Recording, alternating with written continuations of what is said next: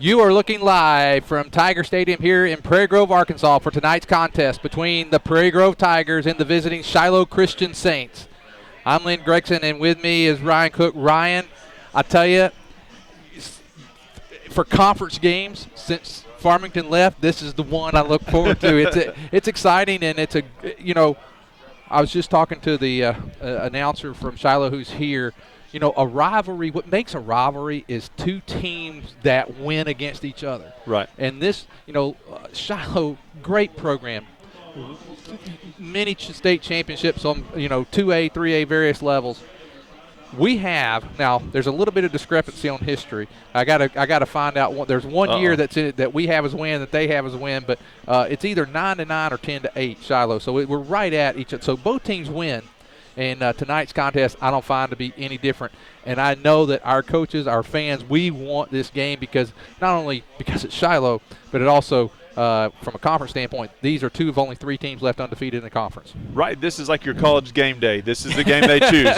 For the 4A conference, even the whole 4A conference of the state, this is the game that game day would choose to come to. And we're here. This is a game day crew, Lynn Gregson and Ryan Cook, and with the East guys here. And but this it's your two unbeatens. These are the two teams picked at the beginning of the season to compete.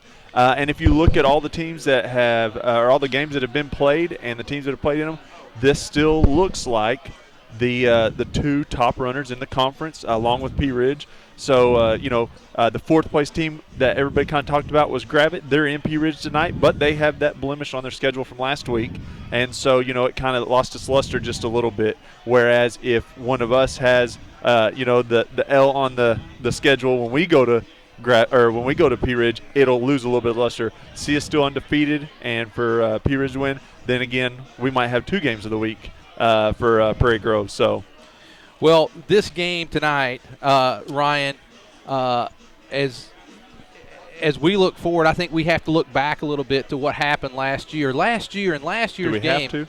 Well, I think you can learn from that. And one of the things we can learn is that last year we got up 14-0, and we actually had a fumble inside right at the 20-yard line. It could have been 21, but it was 14-0 at half. We had played very well. Now, they had made some mistakes as well in the first half that didn't allow them some points, but it was a game which we were – and then I got to give Shiloh credit. They made a lot of the third and longs last year. We had a lot of penalties as well, but they had a lot of third and longs. They converted. They did the things that they needed to do. We're going to go to the field real quick for the dance, and then we'll come back and talk some more about the game. And then go back and fix for $600,000. Well, good luck. I hope I get it done.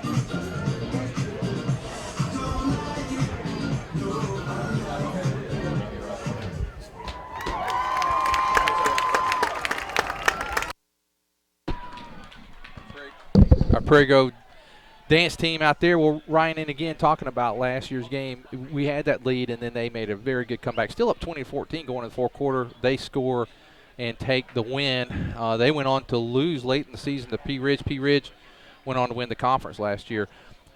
Ryan, the last time, Shiloh, let me give you a situation. Last time they came here to Prairie Grove in 2011, they had a conference win streak that they had not lost. They had won in 08, 09, 10, and then 11. And that night here, Prairie Grove not only snapped it, but snapped it in style with I believe that score was 34-14 that night, and it was a big win for Prairie Grove.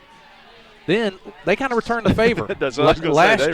They returned the favor. Last year, we went into their house. We had a 16-game conference winning streak, and they snapped it for us. So both teams, when I say they're not mirror image of each other when it comes to their style of play, right? But as far as their successes and what we do to each other, it is a mirror image. We're always both right here battling it out at the top of the conference, whether it's a playoff position or for a conference title.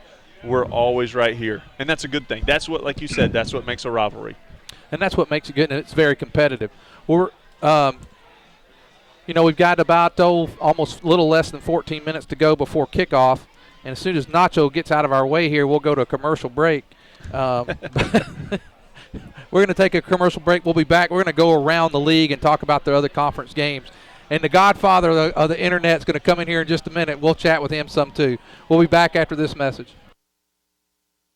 PG Telco is the proud sponsor of PGTigersOnline.com, where you can find out all the very latest of what's going on with all the sports teams right here in Prairie Grove. But PG Telco is more, a lot more. They offer phone, internet, long-distance services, and bundles, making it all affordable. And that includes DirecTV. For your home or office, staying connected to the fast-paced world is as easy as calling PG Telco. Call 846-7200. That's 846-7200. PG Telco, built on community, focused on progress. PG Telco is the proud sponsor of PGTigersOnline.com, where you can find out all the very latest of what's going on with all the sports teams right here in Prairie Grove. But PG Telco is more, a lot more. For 100 years, the Luganbuehl name has served the area of Prairie Grove with honor and integrity in a family's most dire time. 4 generations of excellence in service. All aspects of caring for your loved one are handled with tender care, as well as with the honor and dignity they deserve. The type of service, the monument, every single aspect is handled with that special Luganbuehl care, including the opportunity to work with them on pre-planning. If you have any questions, please call 846-2141. That's 846-2141. Lloyd Wayne Luganbuehl, Stacy Luganbuehl, J.C. Dobbs stand ready to continue that Luganbuehl tradition. For more information, they invite you to visit their website, luganbuehl.com. Okay, we're back with you, and I'm joined now by Kendall Layman. And Kendall, I always call him the godfather of our Prairie Grove Internet webcast. And Kendall, just, we've got 10 minutes or so, a little more than 10 minutes here before the game starts. Every time I see you, I still think about those days we carried around a box, and we had wires going all over the place, and it was me, you, Steve Halbert, Dennis Gill, and we just kind of went various places. But tell us a little bit about how this got started with you, PG Telco, and just a little bit of the background, the history behind that. Lynn, the year that our girls won the state championship in basketball, yeah, the 2009-2010 season. They went over to Highland High School to play, and I got this idea that, wouldn't it be nice if we sent a video back so the school kids could watch that? And so me and my son went over and just used my laptop and put together this thing and got a video back to the school, and that's what got it started. We're going to join them for the national anthem. We got a couple more questions for you, Kendall, after the national anthem.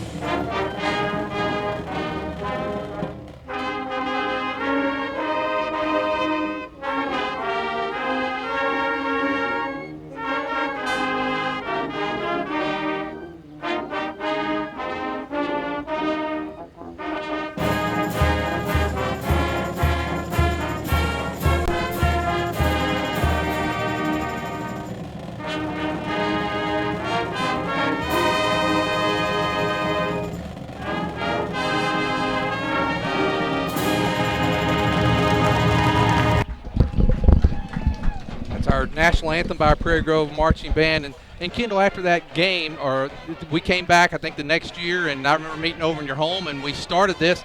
We're in our 6th season now of the webcast. As you've been able to observe it as a participant in the first year and since then, what are some things that you've seen that especially our East Lab kids and what they've done to improve this thing over the years? It's amazing. We just kind of threw that thing together those first couple of years. Yeah.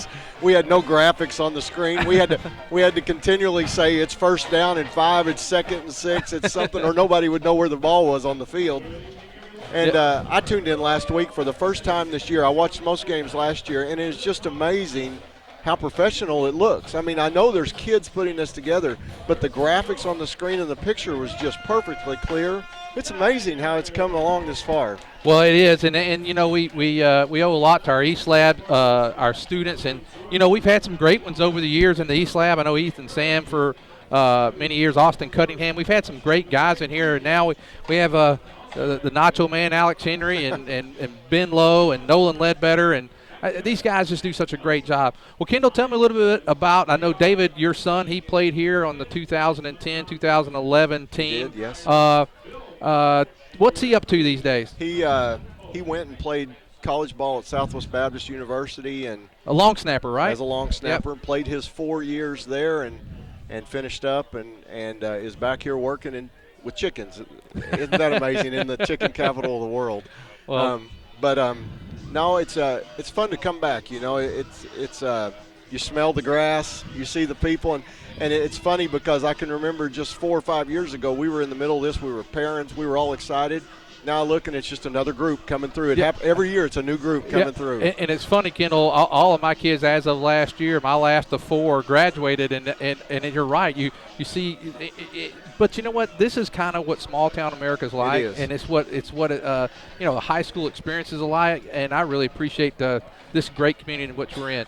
Well, I'm just going to ask one more thing, and that is, you got a prediction for tonight's contest? Hey, that's the reason I'm here in person. I think this is going to be a really good game. That first game against Farmington, I had questions. Yeah. But at the same time, I watched Prairie Grove, and they had some turnovers in key times, but they were moving the ball. Yeah.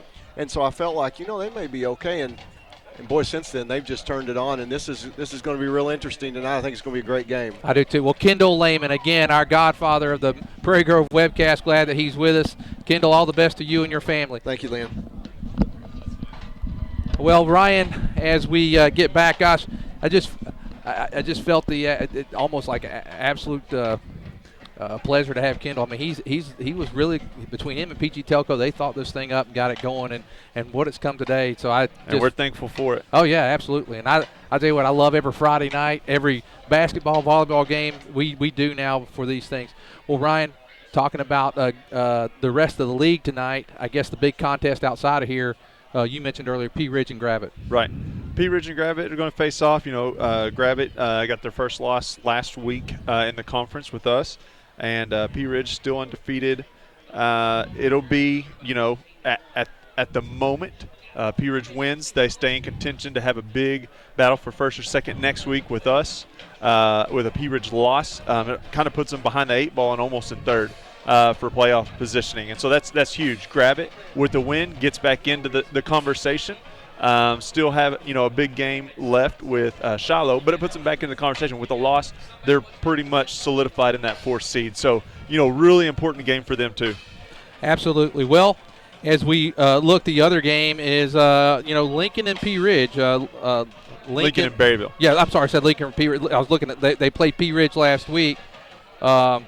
And Lincoln went down to Pea Ridge 35-13. I was a little, and then Berryville went down to Gentry 38-12. And then Huntsville, who's got opened up with 2 conference losses, well, they played the 2 teams that are here tonight, Shiloh. Right. They start off on a tough schedule for them. Tough. They play Gentry tonight. So that's the look around the league.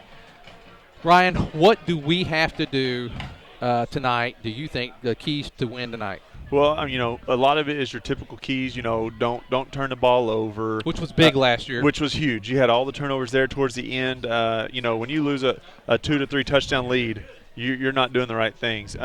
The second is take advantage of your opportunities. You can't get to the 20 and 4 to turn it over or go out on downs and then give them the ball back. With Shiloh, they're a quick score opportunity waiting to happen. First play of the junior high game last night, young man takes a little flare to the halfback and takes it about 60-something yards for a touchdown. Breaks 3 or 4 tackles, but just the speed that they can score in. And we saw it with Charleston a little bit, but Charleston was a younger group of guys who had graduated, all the seniors. Here you're getting a coach in year 2 and a group of guys that have a little bit more experience behind them. And just like I said, the speed. They can get out there fast. I think size-wise, we'll be just as good, if not a hair bigger. Run game a little bit. But if we can't stop the pass and the speed, if they can get to the corners, we're going to struggle all night long. Well, our captains tonight, there are 4 good ones. We got Dylan Sainer, Dakota Hutchinson, Sam Mayday Dodd, and Blake Flash Falk. And so they are all there and waiting to go for the coin toss. As we talk about those guys, Dylan Sainer, D1 recruit, been, got several offers at this point. For a wing T offense and a tight end, Dylan's got this year, he's got 15 receptions for 276 yards. Average reception is about 18.4 yards a reception, 55 a game. That's not for this offense. That's pretty good stats. It's pretty good. It doesn't blow you away on one hand because, I feel like last year we targeted him more and we used him a lot more. But this year, he's been a perfect complement. It's a timely thing because, we can go up the middle with the Bronco Bull. We'll go outside with Flash, and then we'll hit the tight end with right. Big Dylan. And you almost like the balance that we have there with the offensive weapons. It's not, hey, Sainer's going to beat us, so we'll stop him. You can't focus. It's not Falk's going to beat us, so we'll stop him. We are balanced enough here where you better watch 3 or 4 different guys, or one of them is going to break one loose. So, that's a blessing for us to have several guys with the talent and the opportunity to take one to the house almost every play. Well, Shiloh is going to play at Prairie Grove tonight and have some yellow numbers that looks like on white jerseys. So payback. Looks like we're going to get that. I was all excited because we can see our numbers real well tonight. First night in the black. Yeah, you're right. First night That's in the right. black since the black and I gold. didn't think about that because the first home game last year we did the yellow out, the gold out, and so Shiloh's bringing their captains onto the field. Their captains, Ryan, number 44 is one of their captains. All right, number 44 is Lakin Hall. Number 61. Justin Burke. Oh, I'm sorry, it's 51. 51 would be Colton Riley. 33. 33 is on the other page, and that's going to be Jacob Plunkett. And 19. 19, C.J. Bodoroff. So those are the captains for Shiloh. We'll watch there. Ryan, I am so pumped up for this game tonight. It's one of those. Let's see, they're going to shake hands. It's such a big game. It is, and both teams want to win. I have more of a nervous anticipation than an excitement. You know what I'm saying? Like, it's one of those. It's like, man, it's so important to start out strong here. It's so important to do. I have that intensity, but at the same time, I'm just like, take care of your responsibilities. Yep. Don't let them get on top of us fast where we feel like we're playing from behind. Yeah, and I think that's one of the things that'll be a key tonight. The one thing that Shiloh will do is they'll bring the backs out of the backfield for the pass a lot, get those guys out in the flats. There's a coin toss. If you look out there, Shiloh, some call it Interception. We call it Shiloh Saints football. They're a proud school. They're proud of their heritage, and they've had a great success, and that's why a lot of teams like us here at Prairie Grove enjoy when we're able to take down the Saints. Well, looks like Shiloh, they deferred, and they decided to defer, so Prairie Grove's going to receive. Prairie Grove will be receiving and be defending the east goal, Shiloh the west, so they will be going here in just a few minutes. Both teams yet to come to the field. We're down to 20 seconds left. I'm ready to play. Let's get this thing going. So, Ryan, my thoughts tonight, I think you hit it. It's a lot of the key pieces, but I think for Prairie Grove tonight, maybe more than ever, you hit on 2 of them. One is don't play from behind. If we play from behind tonight because of the type of offense that they have, it could be a long night. I don't think it'll be. We need to control. I'll always remember here 10 years ago, 2005 season, Robbie Asher was the quarterback. 40-32 was the final. Shiloh could score in a minute and a half. Right. But not if they didn't have the ball. Right. And Robbie would come up, and the play clock would be at 17, and he would stand there with his one hand on his hip and watch. And when it got down to like 4 seconds, he'd go every single play, and that worked because you can't score when you don't have a ball unless you get an interception fumble. We were able to move the ball on them that night. Both teams scored a lot, but we were able to keep that score at a reasonable level. Right. And they were very, very good, very powerful team that year. Same thing in that junior high last night. That's exactly what they tried to do. Most of the time, play was called in with about 19 seconds, broke the huddle with about 10, got to the line. 4 to 6 seconds is where the snap was happening about every time. And so it was. They could score. They scored on their first play the first time. Here we come. Here are the Prairie Grove Tigers coming onto the field. They're excited. They want to win. Cole McClellan's out there. He was first one. I'll tell you what, he's leading the team in tackles right now. Based on my stats, he's got 49 tackles on the year in 5 games. That's big. That's big, and when you have that kind of and he's not a big guy. You and I've talked about that, but he's all over the field. He big makes heart. things happen. Big heart. He does. Another guy who's been on the, defensively when we get out there, Zeke Laird and Cole Walker, those guys are getting a lot of tackles, are a part of a lot of tackles every single game. But we're going to start with the ball first.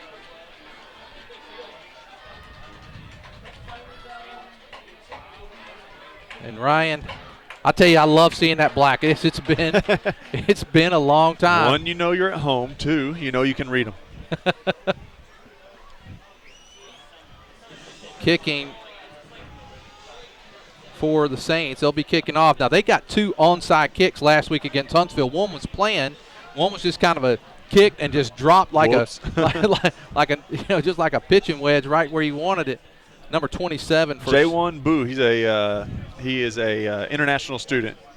Well, J1 will be kicking back deep. Clay Fiddler. Cole McClellan's at the top of the diamond there. Gavin Heltemus and Sir Isaac Disney. I'll tell you one thing about Sir Isaac. Him and Gavin, a lot of times for a few years there we had John Harbert was kind of our explosive player. You never knew. Then we, kind of had Bobby Cat. You never kind of knew when he was going to break into something. These two guys can be electrifying at times, and they've got good speed. Do not punt to them. Well, I got. And unwisely enough, don't kick to them either. I got a stat on the punt if we get to a punt tonight. All right, here we go. It's a very interesting stat, by the way. And here, first kickoff last night was an onside. Here comes Boog. Prairie Grove hoping they've studied film and are looking for it because it could be coming. And it's a little bit of a kick. Cooper's going to field it there. DeMarcus Cooper and Big Coop just kind of knocked out of bounds at the 30. We'll take that. So Prairie Grove starts 1st and 10 for the Tigers.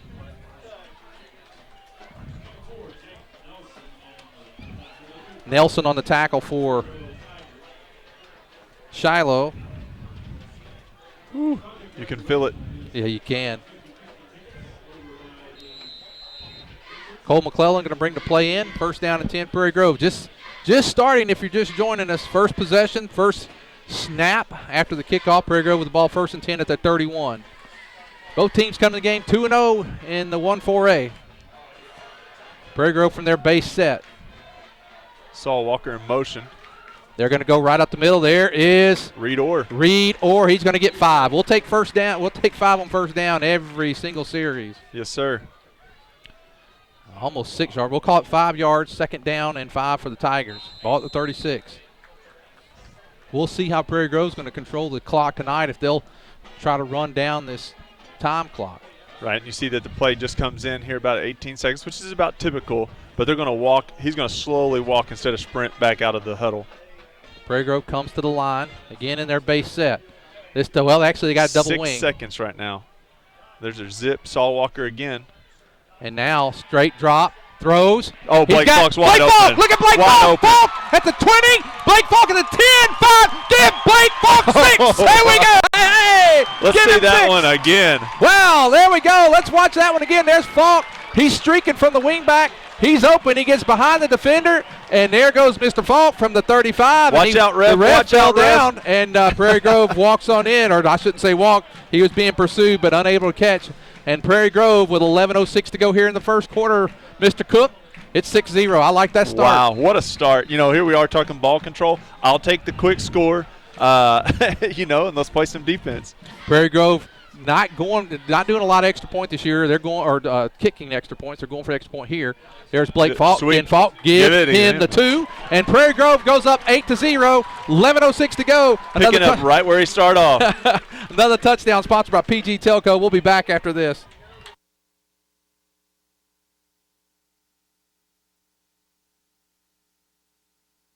Offer phone, internet, long-distance services, and bundles, making it all affordable. And that includes DirecTV. For your home or office, staying connected to the fast-paced world is as easy as calling PG Telco. Call 846-7200. That's 846-7200. PG Telco, built on community, focused on progress.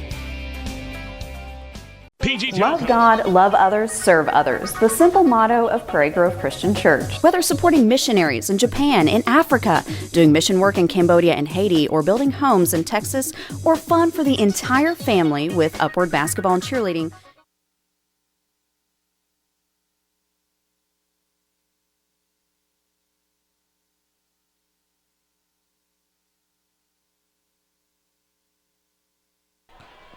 Number 23, John Marcus Carruthers, back deep.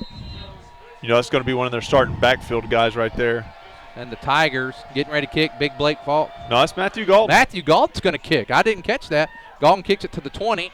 And a nice little move. And there he's going to be wrapped up. And now Shiloh. And I don't know if this is the case or not, but talking to Blake this week, he wasn't able to practice Monday and Tuesday. He has a foot injury that they're trying to nurse right now. And so planting to kick actually hurts. It's his left foot, if I remember right. And the plant foot hurts. He said he can do it, but it kind of hurts. So they've kind of pulled him back, pulled back the reins there. They've held him back in practice, trying to get that healed, hoping it's not going to be something that holds him back. Didn't look like it on the first series, but.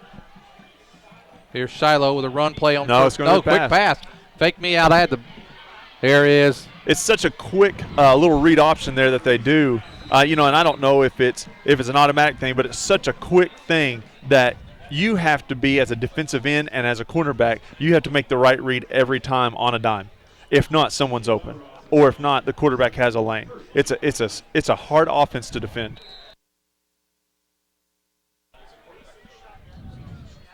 Shiloh rolling to his left, looks, throws. Oh, nice hit on the quarterback.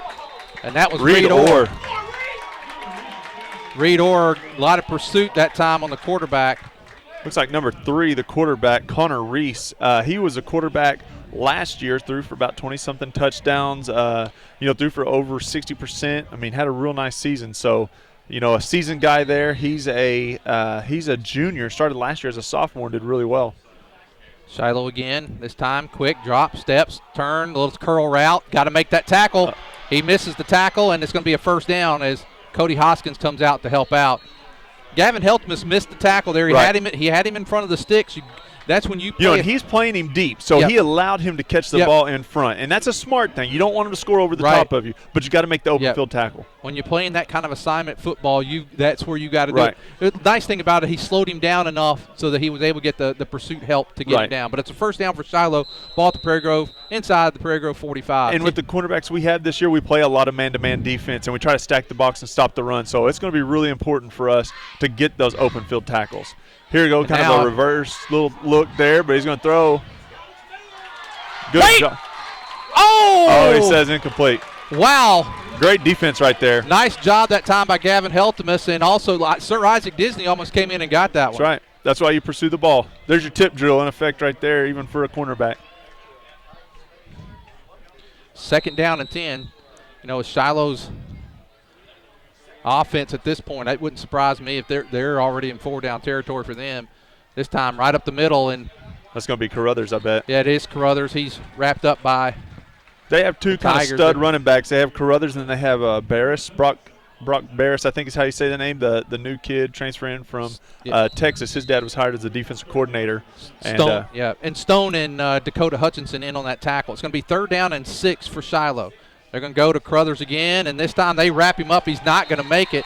Several of the Tigers, Hoskins, that's Hutchins, Big Cole Walker in there. So he may have they may have given him a yard. So it's going to be 4th and 5 for Shiloh. I think they'll go for it here. I think the quarterback was wanting to pull that one there, and the fullback went ahead and took it. You could see him hanging in there for a long time. He was doing the read, no question about it. So on 4th down, Prairie Grove not quite lined up on this. Now they got to do the prairie dog and look up. The prairie dog. Is this a dance move? Well, that's why I call it. We have the sprinkler, and now we have the prairie dog. Well, they all back up, look up like a little prairie dog. That's all the offenses do it these days. A little movement that time, not called, and now he's in trouble. He does get the ball away. Oh, knocked good away job, by good job. Disney. Hey! Good job. And Great Disney break on the ball right there by Disney. really was, and good pursuit by the defense that time to not allow him extra time to throw it. Disney makes the pass, and so now the Tigers will take over 1st and 10 at their own 39. I told you they would go for it on 4. You did, and if Disney doesn't have that kind of speed, that's a completion. That's a first down. Disney's speed, he broke on that ball, and great read. It was a game of inches, though. I mean, that was close. Yeah, and he was right at the stick, so he would have had to make a great tackle, but good job that time by the Tigers, and they'll have it 1st and 10. Let's call it the 39. 9:07. Prairie Grove already with their 2nd possession of the game. From the base set with Heltemus at the wings. Sam Mayday Dodd. He's going to give it, and it goes to the wing. There he goes. Get outside, Gavis. You got Dodd in front. Heltemus. Oh, look at Gavin Heltemus inside. Yep. Oh, yeah. I got so tongue-tied there. Great job blocking right there. Your receiver gets a great block. He gets knocked down. That guy goes to take out Dodd. Takes him out at kind of the knees. Kind of an awkward-looking hit there. You hate to see that. Be careful there. But Dodd's out there wanting to block too. So there he is. He goes here. So you see Dodd pass that guy up because he falls, and the next guy just takes Dodd out at the leg. And a good job by Heltemus picking the holes there as well. We're down to 15 seconds on the play clock. You got Disney here split out, and then we're going to split out Dylan and Saul on the other side. So we have 3 receivers, I formation in the backfield. And the give is to Falk. Falk right up the middle. And they're going to have that one snuffed out pretty good. That time they got Falk. I think he may have gotten back to the original. I think he's going to lose about a half yard to a yard. Yeah, let's see where they're going to. Wow, they moved well. Dylan Sainer, I can see him wrestling with someone back there in the backfield, and just had a little talk with the referee. So I wonder what that was about. So that time they no gain on the play. For those who watch us, first of all, we are grateful for all those that watch. We typically have the chat page. We've had a little bit of a computer virus that's kind of messed with that chat, so we've taken that down in the short term. You can tweet us at PG. It's going to be a pass. Play there. It's going to be sacked. And he gets him back at the 40. And a good job that time by Shiloh Christian. Unfortunate play there. Glad that Dodd doesn't do something silly and try to make a play, which would be really unfortunate. Hate to see the sack, though. I mean, that's a loss of about 11 yards, so 10 to 11 yards. That's a tough one, and it's a good play for Shiloh. Is now to be 3rd down and 20 for Prairie Grove. You can tweet us at PG Tigers Online.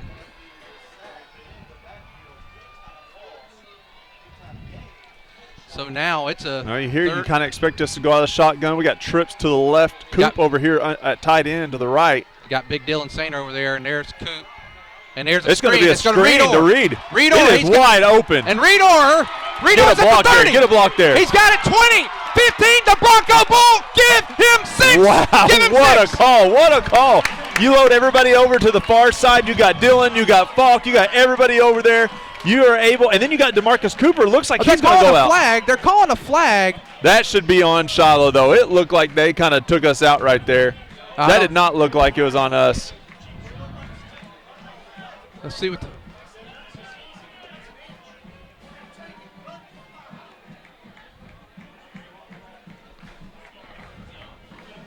Epson's going to be in their ear. The defense kind of went low that time. So the touchdown counts. It's 14-0. They're going to assess that, I believe, on the kickoff. If I understood it correctly. Yeah, it looked a little illegal down there at the end of the play. Well, now it's 14-0. Prairie Grove going to go for 2 again. 6:53 to go. Man, I hope you guys got that one on replay. I want to see that one again after this 2-point conversion.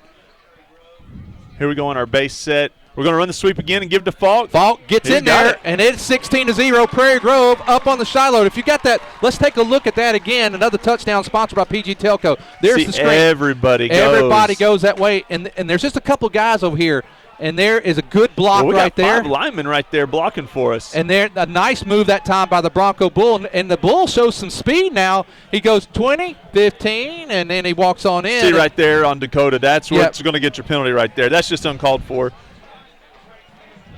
Yes, and there it's 16-0 now. Note to Shiloh, if we go for 2, we like the sweep with Falk. Just note to Shiloh. But once you start to stop it, we will have something else. Well, Shiloh, they can move the ball, and that's the one thing. Last year we got up on early, and they were able to fight back. So this is a game you can't stop. Don't take a breath. Do not take a breath. We took the chat down for this week, and now Matthew Golden kicking the 45. Boy, you got a lot of options. You know, I almost try the onside here. If you got a guy,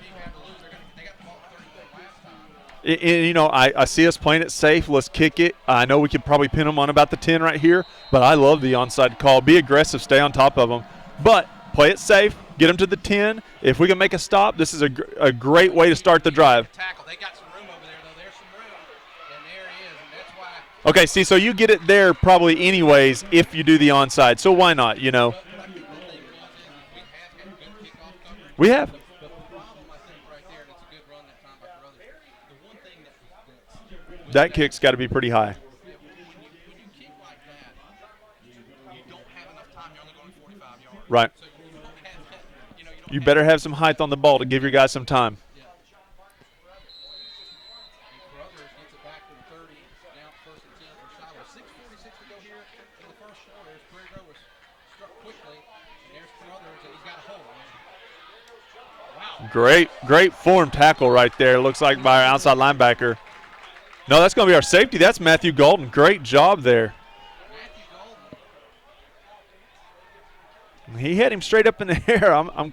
He kind of took a little bit off of it and didn't slam him to the ground, but that was a great form tackle. 7 yards on the carry, and Shiloh now another. They're going to give back to Carruthers. Oh, almost have him in the backfield. He gets outside. No, there's Golden again. Nice play. That's going to be a hold. Yeah, I think Laird was getting held right there. Yeah, they got it. Prairie Grove will take that. Nice job that time. Good pursuit. Great job, Golden, from the safety position, getting in the backfield almost 2 times in a row now. Carruthers is a strong back. Yes. I mean, you can Yes. see his strength. And, He didn't enjoy seeing 4 Prairie Grove Tigers right there after he got through the line, but he is a strong back. definitely is. And now that mark can go back. It's going to be second down now and 7. So Shiloh with a couple penalties. And actually, they moved it That didn't look like a 10 yards. 10 yards. They sure didn't. They took an 8. It was an 8-yard penalty.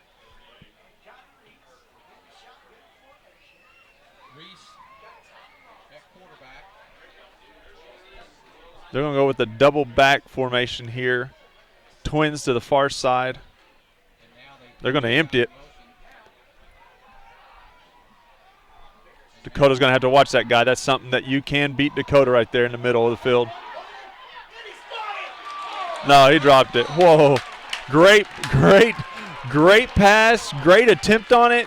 Zeke was there, but, I mean, he almost made that catch. Looking at a great catch as Zeke had perfect coverage. Now, Zeke probably needs to turn and look for the ball there. Right. A little lucky in the pass interference call just because he never looked for the ball. But now it's third down and long for Shiloh. They got trips over to the right side. Single receiver. Keep him in front. Now the single back. Prairie Grove, they're getting a little more time to pass. And now And Cole Walker get back there. oh, and then Got to make the tackle. Golden's the guy. Golden again. And Nice job that time, Tyler Ross. He did it again. We talked about it earlier with Heltemus. That time it happened to Disney. We had him.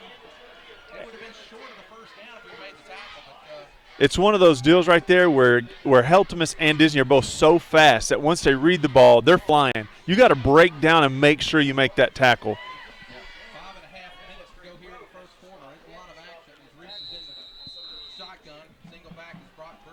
They're going to have trips to the right here. He's going to look to pass to that side.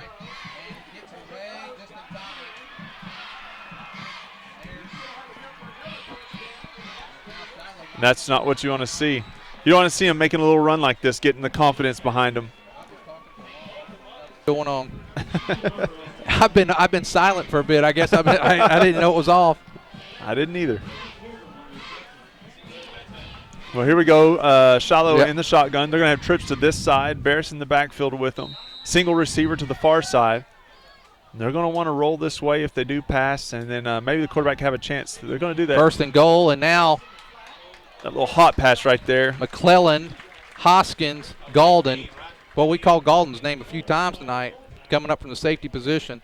He picked up maybe 2 yards on the play, so it's second and goal from the 8. So Shiloh now we are under 5 minutes. Shiloh has driven. I apologize if you were listening to Ryan talking, just wonder if he was talking to himself. Here is Reese. He's going to give it to Crothers. He's got some room, and he is going to be just short. He's at the 1 yard line. That was actually a different back there. That's a guy with a little bit more meat. Looked like number 41 maybe. Oh, is that? Yeah, Lorenzo you're right. Lopez, the fullback, junior, 5'8", 200 pounds. He looked a little thicker, but this is 3rd down and 1. And now they send in. 3rd down and goal. He didn't They're going get to call in. him short. They're going to call him short. He's short. It's 4th down. 4th down and inches on the goal. 4th down and goal, but from the inch line. Now that time, that one was Crothers, I believe, wasn't it? Did they switch him out? I did not look that time. I got caught watching the ball. That was number 12. That was Burris. Burris. So here it is, 4th and goal from the 1. Prairie Grove's going to – here you almost got to sell out on the run. And if they get the pass, they get it. Well, and they're leaving that far side of the field open. If you could get a guy over to that corner, it'd be a race. They're giving it to him. He's got room, and he's in this time. Hutchins had a chance on him. Shot through the offside A or B gap right there and had a chance, but it's just a hard angle right there. And Shiloh gets the touchdown, making it 16-6. These extra points are huge right here because now if they're going to kick the extra point, and they may, they're going to pass. They're going to go for it. They're going to go for it. I assume the pass.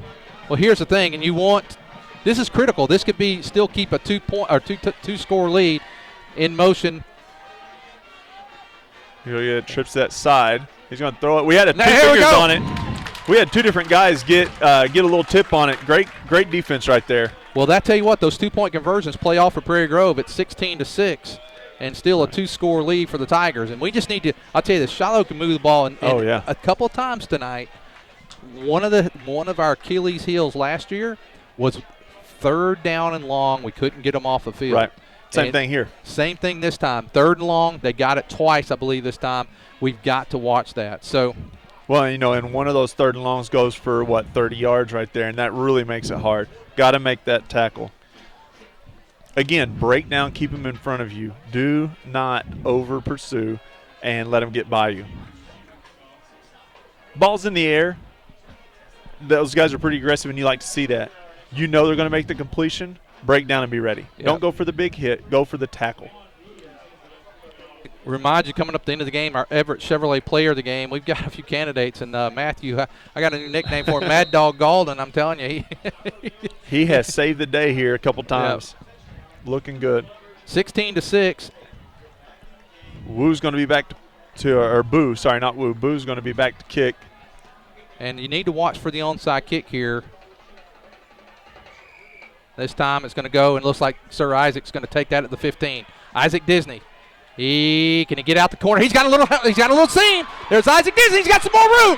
Look at Isaac, the 45, 50. He's got speed. They're not going to get him. Give him 6. Sir Isaac Disney takes it the distance. Hey, do you got that? You got that quote for me right now? You got that stat? Because there he is again.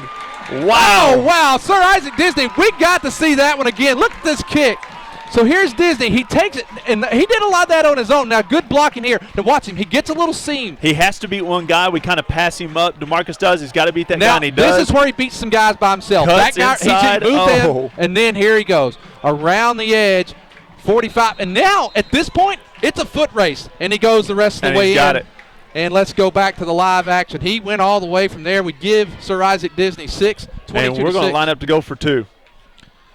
And we're going to be in our double wing set. Here comes Blake in motion. This is going to be the double handoff. And it's right in Saul there. Walker's And got Saul it. Walker. It's 24-6. And what that does, that makes it a 3-score game. Great. We need the cushion. As fast as they can score, we need all the cushion we can get. 3:22 to go here in the first half. Another touchdown sponsored by PG Telco. We'll be back after this.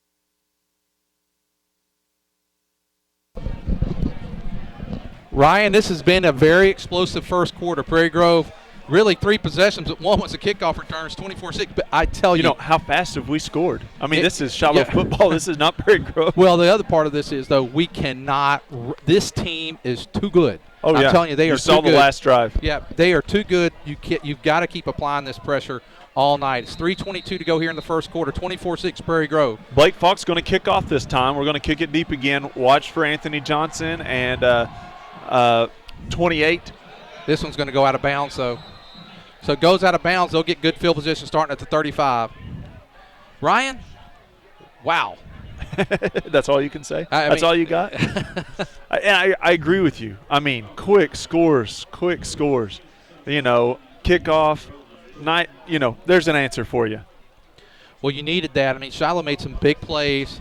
And Sir Isaac's asking RTS, the Raging Tiger squad, to get going here. He looks a little winded. He looks winded. If I'm Shiloh here, you might go to him Go right at him. Yeah. Well, and he's also the one that gave up that big play a minute ago, so it's nice to see him answer like that. And did he ever with an incredible kick return. Here they'll go with their trip set shotgun. A little bit different defense tonight, and we'll talk about that after this. He's going to give to the fullback, and we've got him stopped. Good job. That time, looks like Hoskins and Reed and and Cole Walker right there. Is that, as you pronounce it, Barris or Burris? Brock. That's his first name. I don't know how to pronounce the second name. Burris. I'll find out from the number Shiloh 12, guy. The running back, Brock. I'll find out from him here in a bit. The Rock. It's 2nd down and 9 for Shiloh. They have trips to the right. And now he fakes. He's in trouble. Carrillo's back there. Hoskins going to chase it. Oh, don't horse collar. Don't get it. Don't get in trouble. No. Whoa. That was like he looked at it. He just kind of taunted. Can we have taunting on the referee right there? They're going to get him for the horse collar there. He let go, didn't he not? I think he did kind of take him to the ground. If he took him down and he grabs him from there. It was one of those where you could see it, go ahead and get the call, protect the quarterback. Again, I hate to reference last year's game, but I'm going to do it again. I watched it this week, and one of the things that really hurt Prairie Grove is a play just like that. They make a defensive stop, and they would get a pass interference or, a horse collar. Those are penalties. Think about this. 3rd and long from the 35. You hold them, you get the ball back with this lead. Now they've got the ball at midfield. And the game, even though we got a good, solid lead and a good start, you can't give up plays like that. My deal on that, yes, you have to protect the quarterback. If he's in the motion of throwing, you kind of got to let that slide a little bit. That's what you want to do is affect the quarterback on the play. I'm not sure whose big hand got up there. I don't know if it was Hoskins or it was one of Carrillo or Hoskins got their hand up, the big paw up there, and it's 2nd down and 10. But I could understand if he'd already the ball had released from his hand and then you grab him and go to take him to the ground. That's different. I do feel like he had hold of him before he let go of the pass. We got Big Sainer over here on defensive end, trying to throw over him. Usually, him and Jack rotate. So either way, you're getting a guy 6'4 plus, 6'5 plus over here at the defensive end. Really hard to throw over a guy like that if they get their hands up. There's going to be a screen. Good job. There's another paw. Cody Hoskins. Hoskins that time. Great he gets job. his hand on it. I got through there too easy. I better slow down here and look around, see what's going on. It's 3rd and 10. This is critical. I told you it's important to get them. Play. It's important to get them off the field on 3rd and long. This is where they hurt us badly last year. This time we need to stop them. Can we go back and brag on Hoskins right there? Absolutely. Great play. Do it again. That was great play. Great play, Hoskins. You know, for a guy who kind of acts silly every once in a while, very intelligent play there. Hey, I got through too easy. Back up, set down, and let's read, see what's going on here. 3rd down and 10 for Shiloh. Got 2 receivers to both sides. And they're looking over here to the right now. See, they're going to overload this side. They've got a guy wide open. It's going to go too long. And Roth, it's overthrown to Roth. It's 4th down. Now the question is, I don't know if that was just a pre-called deal, but if that quarterback reads correctly, Brock comes out of the backfield and is wide open. We only have 2 defenders on that play. We take care of the guy shooting down the field, and our safety takes the next guy. The running back comes out. No one within 20 yards. Well, you might see that play later. It looks, I'm not sure because the quarterback's still on the field. Is it a swinging gate punt? Can you do that? And maybe Connor is the punt man because he's the one going back deep.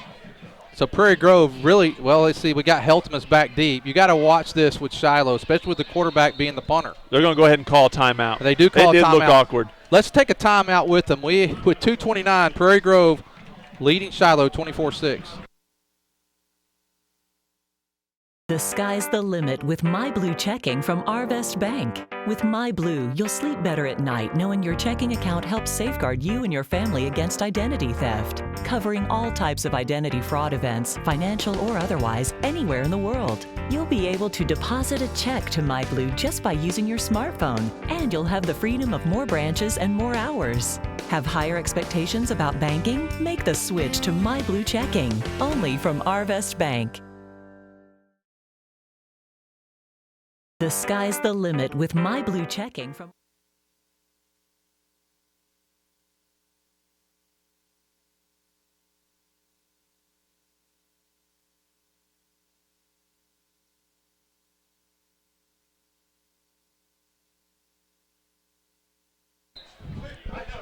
And now we're back, and Reese is the punt. Now they're switching some things around. They're going to give it to him. He's going to look like he's going to pass, though. We have it covered pretty well, so they're going to go ahead and punt. And a fair catch caught by Heltmas. I was going to say on the punt tonight that we have returned 5 kicks this year, Ryan, and 3 of the 5 kicks have been touchdowns on punts. So when you have Heltmas and you have Disney, I can believe you. Yeah, Prairie Grove, this is important. I think right here, we find a way to put it in the end zone and go up 4 scores. It makes things – we're still in the first quarter. That's the thing. I was looking. I was like, are we still in the first quarter? Still in the first quarter. And that's what's – I'm telling you, I hate to say this. If we were to get up and have the mercy rule in the second half, I still wouldn't get comfortable. Shiloh can just score too quick. Just telling you. And if we take a breath and let them, it'll be a game again. And so that's one thing you can't do. We need a long, sustained drive here or a quick score. We got Solomon Walker in our tail motion. They're going to give to Reed Orr. There's Reed Orr. Look at Orr. Reed Orr's got the room. He's at the 45, 40. Reed Orr. Protect that ball, brother. He hangs it, and now Prairie Grove inside the 30. What a way to change the field. About a 50-yard run right there by Reed Orr. And this is Orr. Take a look here. Nice move. And a good move. And now they had an angle on Reed that time, but he gets it down. Reed's not quite the speed that Disney and Heltman are. No, but I'll tell you what. You don't want to stand in his way either. Hey, I'll tell you what, for a fullback. And he's got some speed for a fullback. That first touchdown he went. Right. I mean, I'm telling you, that was or not. He didn't have the first touchdown. No, but the touchdown he made on the screen pass. He showed some wheels there. He's going to be a guy you don't want to get in his way, but you might be able to chase down. We're going to go to our shotgun set. And now we're looking, and there is a quick pass. It's going to go. No, Heltmas. That's Heltmas over there. We haven't been able – one thing we haven't done yet, think about this. Prairie Grove has utilized Big Reed Orr. Right. Utilized Falk, Disney. Saul got a 2-point conversion. We haven't gone to the big man yet. And so of our offensive weapons, we still have Sainer in the arsenal that we hadn't utilized yet. There's going to be a flag on the play. I'm looking to see what it is. Illegal motion. I didn't see motion that time as far as the set. Like, we didn't have anybody in motion. Somebody must have twitched or something. Picked a hand up. Something. I didn't see that one. Prairie Grove with the ball. The ball at the 36, second down and first down and 15. Disney's going to bring the play in here. Again, we're going to take it down to the wire on the time clock here. We're breaking the huddle with 10 seconds. Okay, now down to 5 seconds. We need to get this one off, down to 4. Back in our base set. We do get it off in time. We're going to give it Falk. to Falk. Falk, he's not going to get much that time. You know, the one thing, though, they are overplaying the sweep like crazy now because, you know, he's had the 2 scores, whether 2-point or whatever on that. And so they overplayed that one. You know, that's where the double reverse comes in handy, or even a waggle fake right there and let the quarterback take off and run it. So it'll be interesting to see if Abster dials that up later in the game. Well, Prairie Grove now second down and 14. They got a pretty good ways to go for this first down. 1.5 minutes to go here in the first half. And now Mayday's got a little time. He throws. He's going to overthrow. That's Clay Fiddler. So now it's going to be third down and 13. I think we're probably definitely in 2-down territory here. I think we should try to capitalize while we can. 1:26 to go here. You know, I don't mind the pass play there. He had his guy a little bit, maybe a step on him, but you also set yourself up better for fourth down if you run the ball there. We've been running the ball pretty effectively, but they have stopped the run on a couple times. So, I mean, nothing wrong with taking a chance right there. I think we go to Sainer on this play. I mean, even if they're looking for him at this point, you take your mano a mano. I mean, you got to take a shot at him. Well, you got Sainer on that side, and you got Falk, who's become a big-time receiver. He's looking at Sainer, and he got him. He's sacked back at the 40. And now you do need to go ahead, and I would punt it from here and try to see if you can get him deep. You know, with Sainer, he was definitely covered that time, so I hope that's not one of those deals where Sam didn't have a backup plan. You know, Sainer was covered. Almost looked like they kind of had some contact right there, so it looked a little awkward. Well, they're going to punt, and I think it's a smart move to punt here. I think if we had not gotten sacked, that we probably would have gone from the 33. Definitely. Or 35 or something. Or you run on third down and had the same situation with a 4th and 10, you still go for it. But from this distance, you're right. Well, this is the first time we've punted in a couple weeks. Hoskins getting ready to punt. We're going to call timeout. With 44 seconds to go. Well, let's take the timeout. Did we run out of time, or did we just chose to take the timeout, I think. Let's do it. Take it with them. Score 24-6.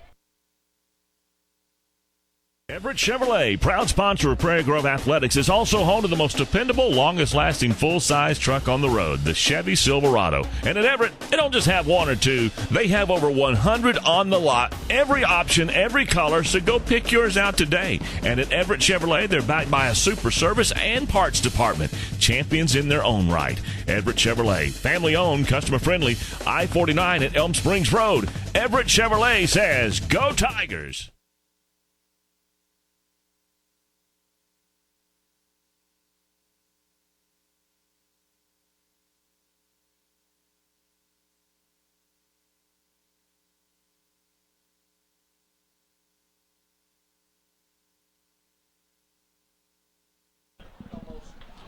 Well, Ryan, we're back, and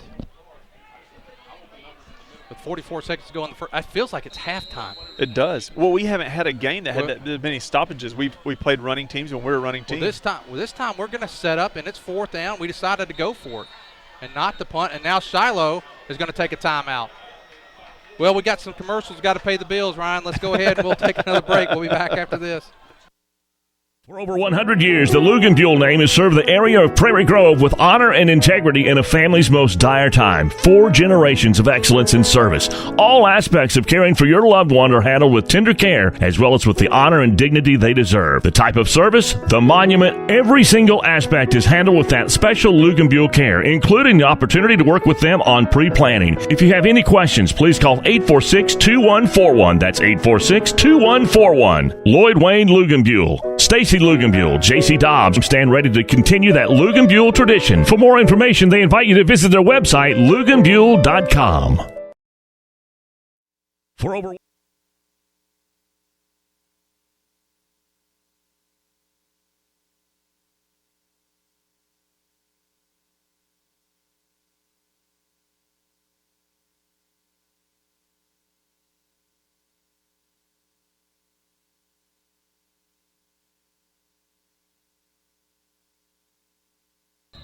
All right, we're back. Play clock just got turned back on. Coming out of the timeout, we're going to be in our base set here. It's going to be 4th and 20. Heltemus in motion. And now Dodd, he's got a little time. He throws it deep. He's got Disney. Oh, nice defensive play by number 5. That was Adam Treese. You know, if he wasn't able to make a play on the ball, you could almost let him catch it, and that could be your punt right there. But both of them go for it, falls to the ground. I don't mind the chance. I really don't. You know, you love to go ahead and get him on some worse field position, but nothing wrong with taking a chance right there. All right, back on defense. Golden's still at safety.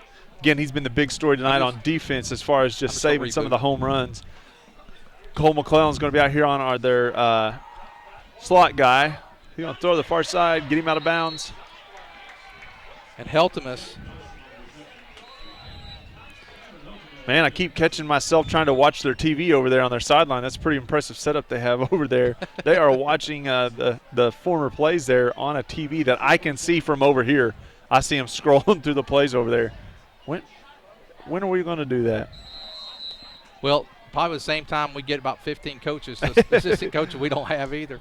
And now there's Crothers. He's got a big hole, and he's got room. And there he goes. And it's good job, Cole McClellan, making sure he makes that tackle. 22 seconds to go here in the first quarter.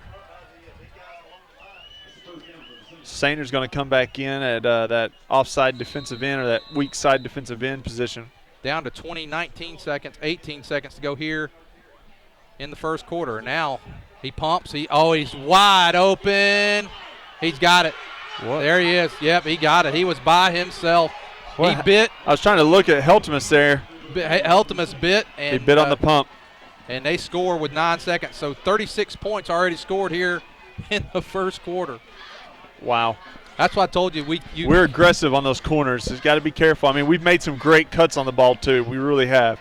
But you want to keep them in front of you.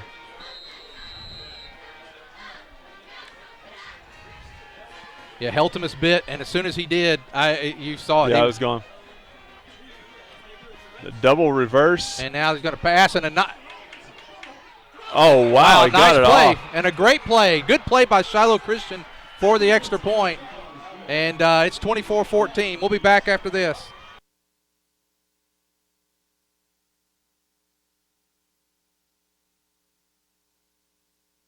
Everett Chevrolet, proud sponsors of Prairie Grove High School athletics and also proud of their huge inventory, both new or used. You'll find what you're looking for at Everett Chevrolet. Are you looking for the most dependable, longest-lasting full-size truck on the road? You're looking for the Chevy Silverado, and they've got them. How about the Chevy Camaro? How about the Chevy Corvette? It's all waiting for you at Everett Chevrolet. Family-owned and customer-friendly. Everett Chevrolet, I-49 at Elm Springs Road. Everett Chevrolet says, go Tigers.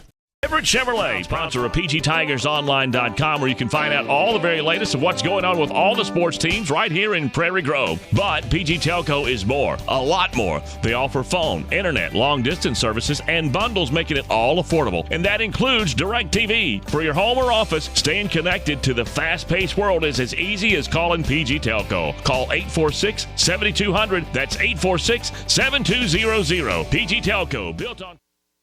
Brian, I tell you this right now, we have to we cannot let up. Shiloh both times they've scored, it's been quick. I mean, we've been quick, too, to score. But, you kind of feel that Olmo switching over here a little bit. You've got to be careful. Well, the penalty was the difference. You take the penalty, we had a good yardage on first down, and after the penalty, we didn't get anything and ended up having 4th and long. And now here's the kick. This time onside. It doesn't look like it's going to go 10 yards. It's not going to go 10, so Prairie Grove's going to get excellent field position. I knew at some point tonight they were going to do that. They've been doing onside kicks all year, and now they're going to get good field position for Prairie Grove. So our East director back here is calling it. He said, no, this one's it. This one's it. Glad it didn't go 10. Yeah, because we didn't even kind of approach it either. So no, we didn't. So let's recognize our East Lab students tonight: Ben Lowe, Nolan Ledbetter, Alex Nacho Henry, Miles Eubanks, manning our stats and also overseeing a lot of our webcast production, and then also our East Lab teacher, Heath Whitley. So grateful they're all here for the fine work that they do. Well, 9 seconds left here in the first quarter. We got a guy split to both sides, I formation. We're going to give to Falk. Falk breaks a couple tackles. He's still fighting. And Falk hangs onto the ball, gets down close to first down. Going to be probably a yard short. Great yards after contact right there. He had some yak because he was touched right there about the 1 yard from the line of scrimmage and makes about 8, 9 right there. So good hard running by Falk. Definitely was. Well, I'm tired. Let's take a break. We'll be back for the second quarter. You'll find our members seeking to show love for God through love for our neighbors. If you are looking for a church home, we invite you to experience PGCC firsthand. We have convenient service times on Sundays at 9 and 10:30 a.m., and we have exciting ministries for your children and teens. Prairie Grove Christian Church, serving Western Washington County and beyond. Love God, love others, serve others. Prairie Grove Christian Church. Love God. Bank. With MyBlue, you'll sleep better at night knowing your checking account helps safeguard you and your family against identity theft, covering all types of identity fraud events, financial or otherwise, anywhere in the world. You'll be able to deposit a check to MyBlue just by using your smartphone, and you'll have the freedom of more branches and more hours. Have higher expectations about banking? Make the switch to MyBlue Checking, only from Arvest Bank. Okay, we're back for a second quarter. I am wore out. I'm telling you, This is the longest first quarter we've had all year. It's 24-14. This is what I expect. I won't say I expect this much scoring, but I expected a big battle tonight, and that's where we're at.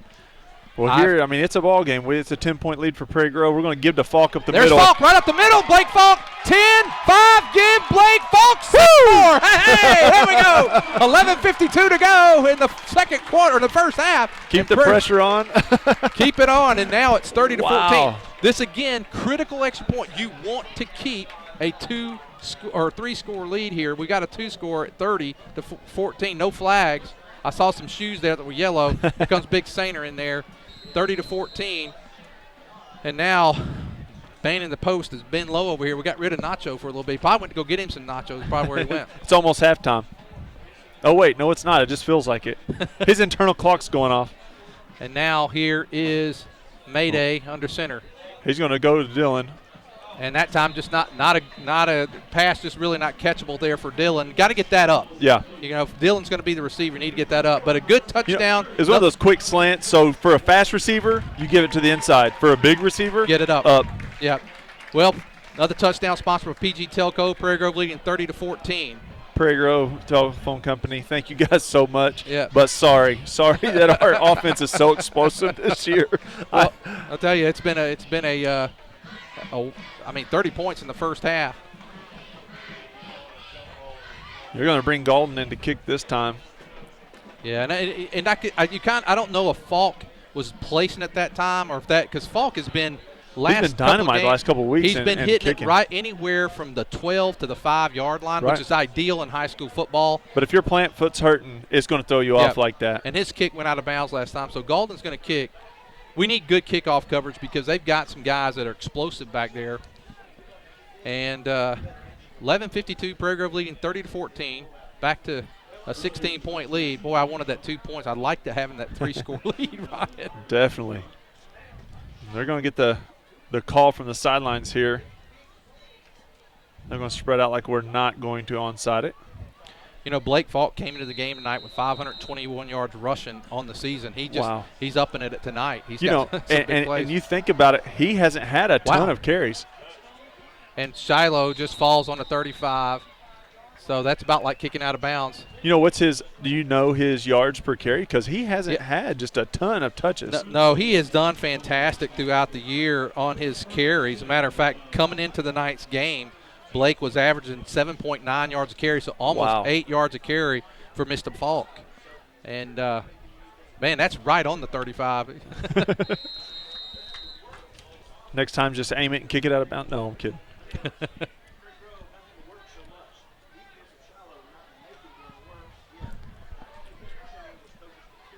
All right, here we go.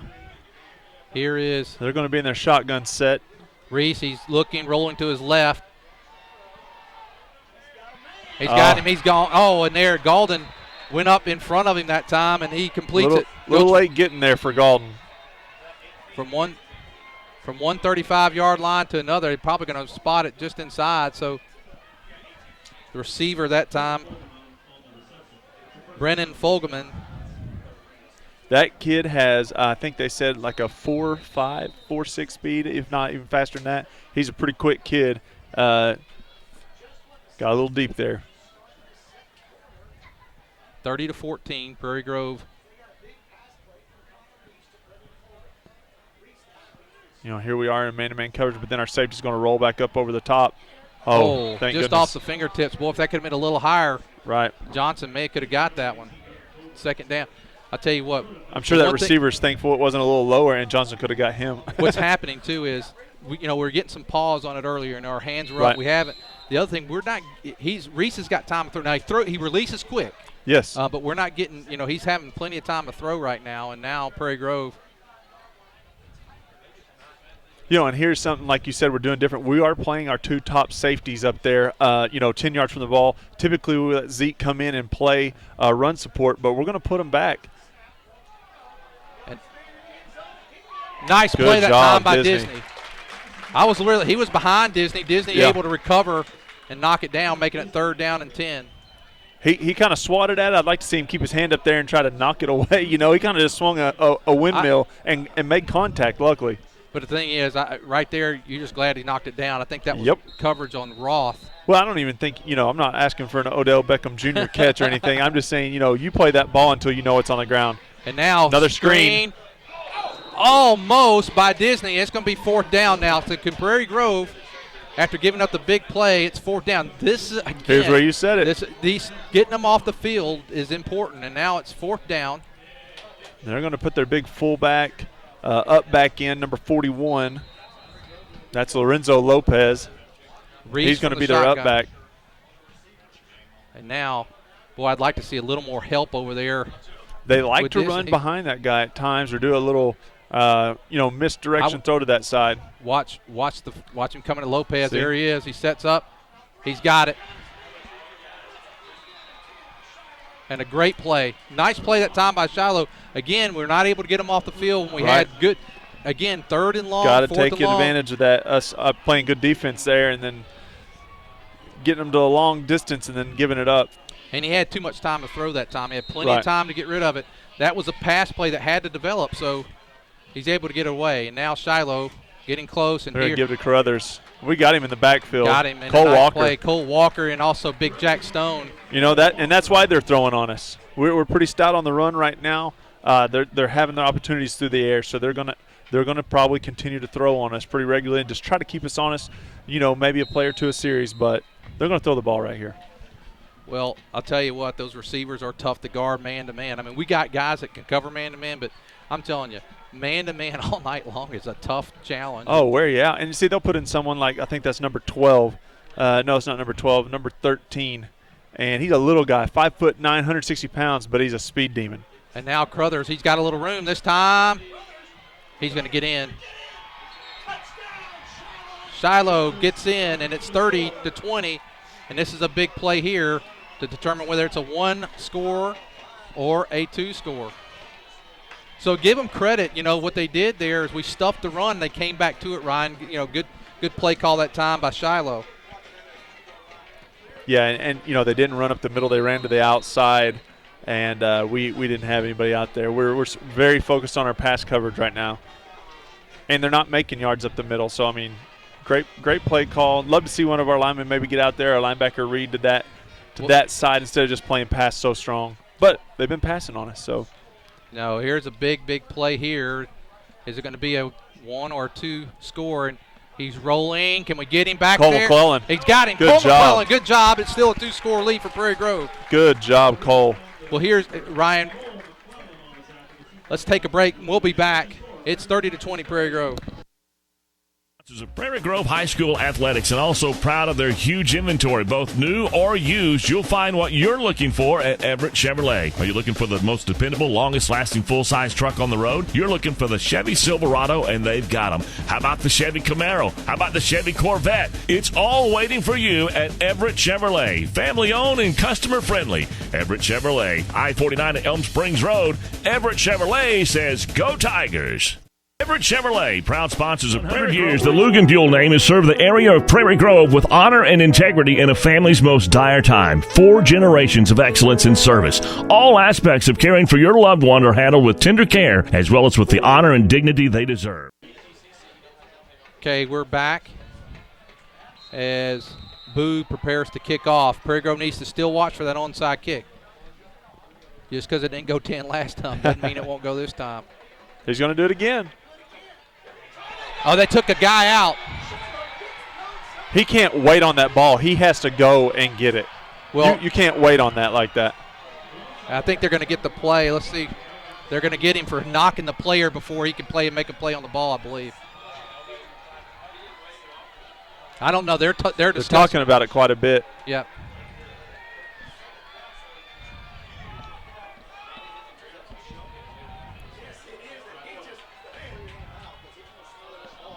They're going to get it.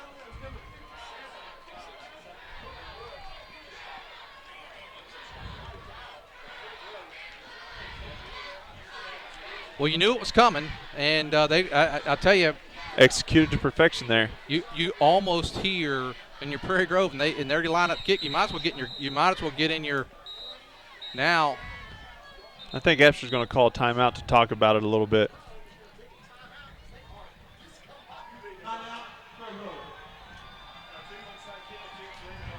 He wants the ref over here. You know, and you don't mind that timeout one, get in the ear of the ref a little bit. Let your defense calm down a little bit. Let Old Mo kind of settle down there because it's on Shiloh's side right now. They get a score, get an onside kick. You want your defense to focus and not feel behind the 8-gun right here. Well, Coach Apter is giving him – I think he's asking for that because the guy they hit him before he got to the ball. And do you have that on replay? Let's take a look at that if you got that. Let's take a look. And I'd be lying. I don't know we didn't probably get don't. That. No, no, that one we didn't catch. The one thing I would say, I'm not 100% on the rule, but Apter asked for it. Didn't get what he wanted there, but he wanted the chance to talk about it. I think Prairie Grove, what you need to do here is line up almost in your onside kick deal here. So well, it's not going to be. I mean, from here on out, you do, yeah. Yep. Now Prairie Grove's got to step up and play defense. Right, and on a short field.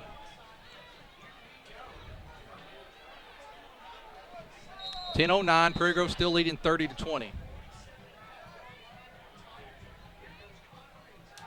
And now Dakota's Reese, back there. and he scores. Wow. The Shiloh guys are happy on the other end.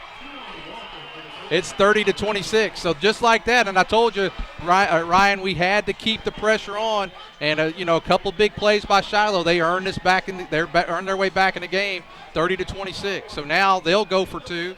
They may actually kick the extra point this time. Let's see what they're going to do. Well, they still had their quarterback out, but. And there it is. And that was a quick strike by Shiloh to get back in this thing. Prairie Grove's held a 2-score lead most of the night, and now let's see what they're going to do. Looks like they're going to line up. I want to know why the play clock just started. They're going to kick it this time.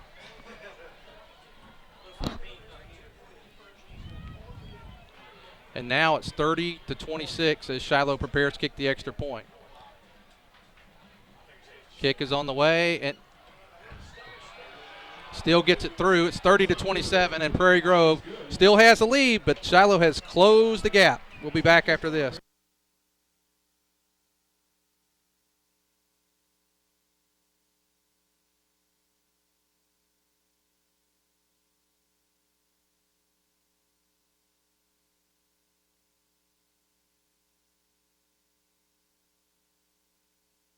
School athletics, and also proud of their huge inventory, both new or used. You'll find what you're looking for at Everett Chevrolet. Are you looking for the most dependable, longest-lasting full-size truck on the road? You're looking for the Chevy Silverado, and they've got them. How about the Chevy Camaro? How about the Chevy Corvette? It's all waiting for you at Everett Chevrolet. Family-owned and customer-friendly. Everett Chevrolet, I-49 at Elm Springs Road. Everett Chevrolet says, go Tigers! Everett Chevrolet, proud sponsors of Prairie Grove High School athletics, and also proud of their huge inventory, both new or used.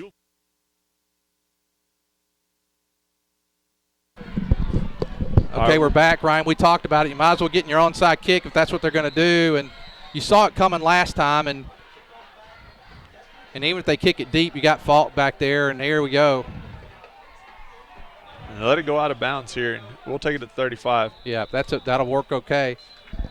Yeah, we're going to see if we can get – we got someone who's got pretty good rule knowledge here. We'll double-check with him on that. And I mean, it is what it is. And moving forward, you go forward. But I'm more curious than I am anything. 10 minutes to go here in the first half. It's 30-27. Lots of points. Ryan, I think what we probably need, even though we have struck quick, might be time to run some clock off. Right. I mean, you love to go to half with a lead, but at the same time, just like we talked about before, I don't mind a quick score. And we've moved the ball on offense tonight. There's nothing wrong with that, but you feel like you're behind already just because the last couple big momentum changes have been Shiloh. Well, what happened is we got stopped on a fourth down. They made a fourth down and long. Then they get the onside kick and the big pass. And there's Blake. That may be Reed. That's Reed Orr. Reed Orr, he goes 11 yards and a first down for Prairie Grove. Reed Orr, he's been a workhorse tonight. Got a head of steam on him right there. He broke a couple tackles. Love to see that. Uh-oh, I heard the Tiger.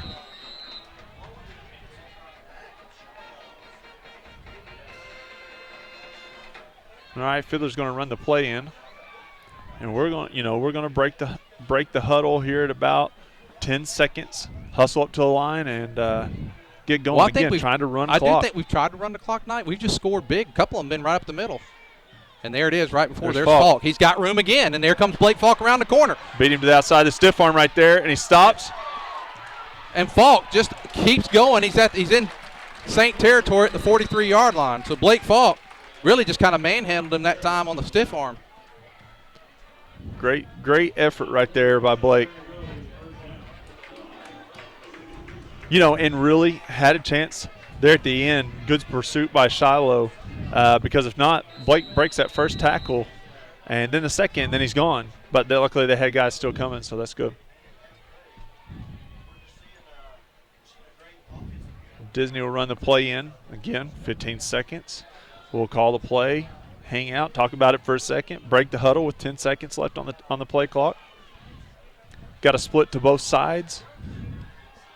Here comes Falk, and he gets it again. And Blake, this time he's hit, but he still gets – boy, it didn't look like he was going to get much, and he still gets about – I'm going to say he got almost 6 or 7 yards. I wish we were fancy enough to see what yak was for him. I mean, him and Reed both getting hit, about a yard after the line of scrimmage and making 8.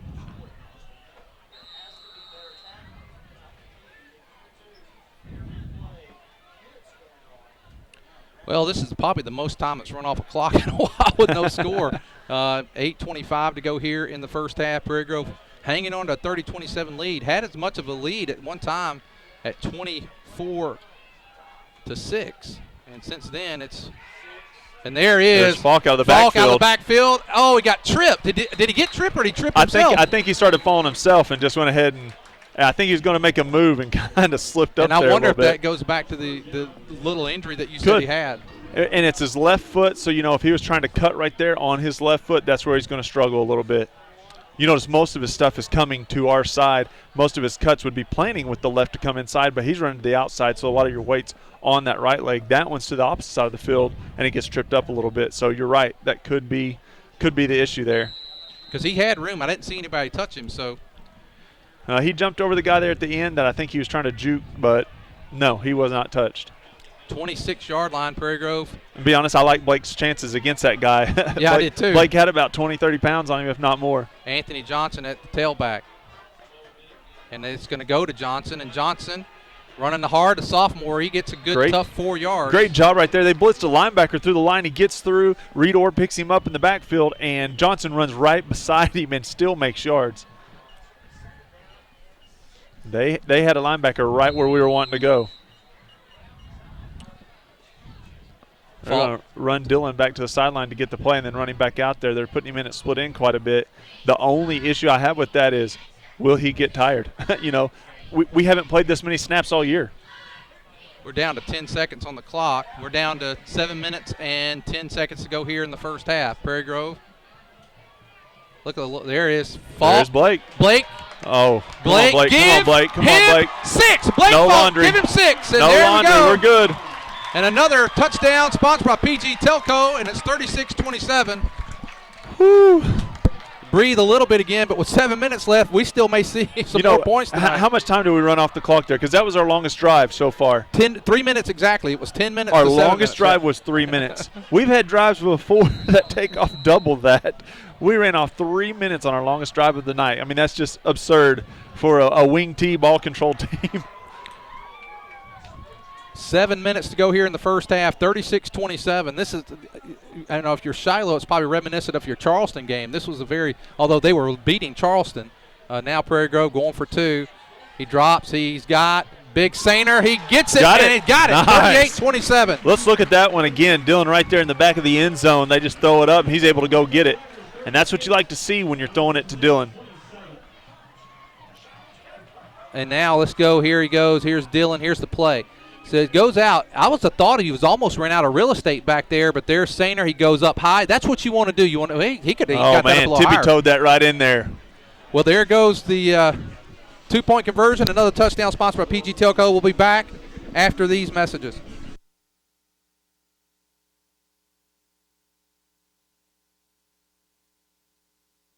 Love others, serve others. The simple motto of Prairie Grove Christian Church. Whether supporting missionaries in Japan, in Africa, doing mission work in Cambodia and Haiti, or building homes in Texas, or fun for the entire family with Upward Basketball and Cheerleading, you'll find our members seeking to show love for God through love for our neighbors.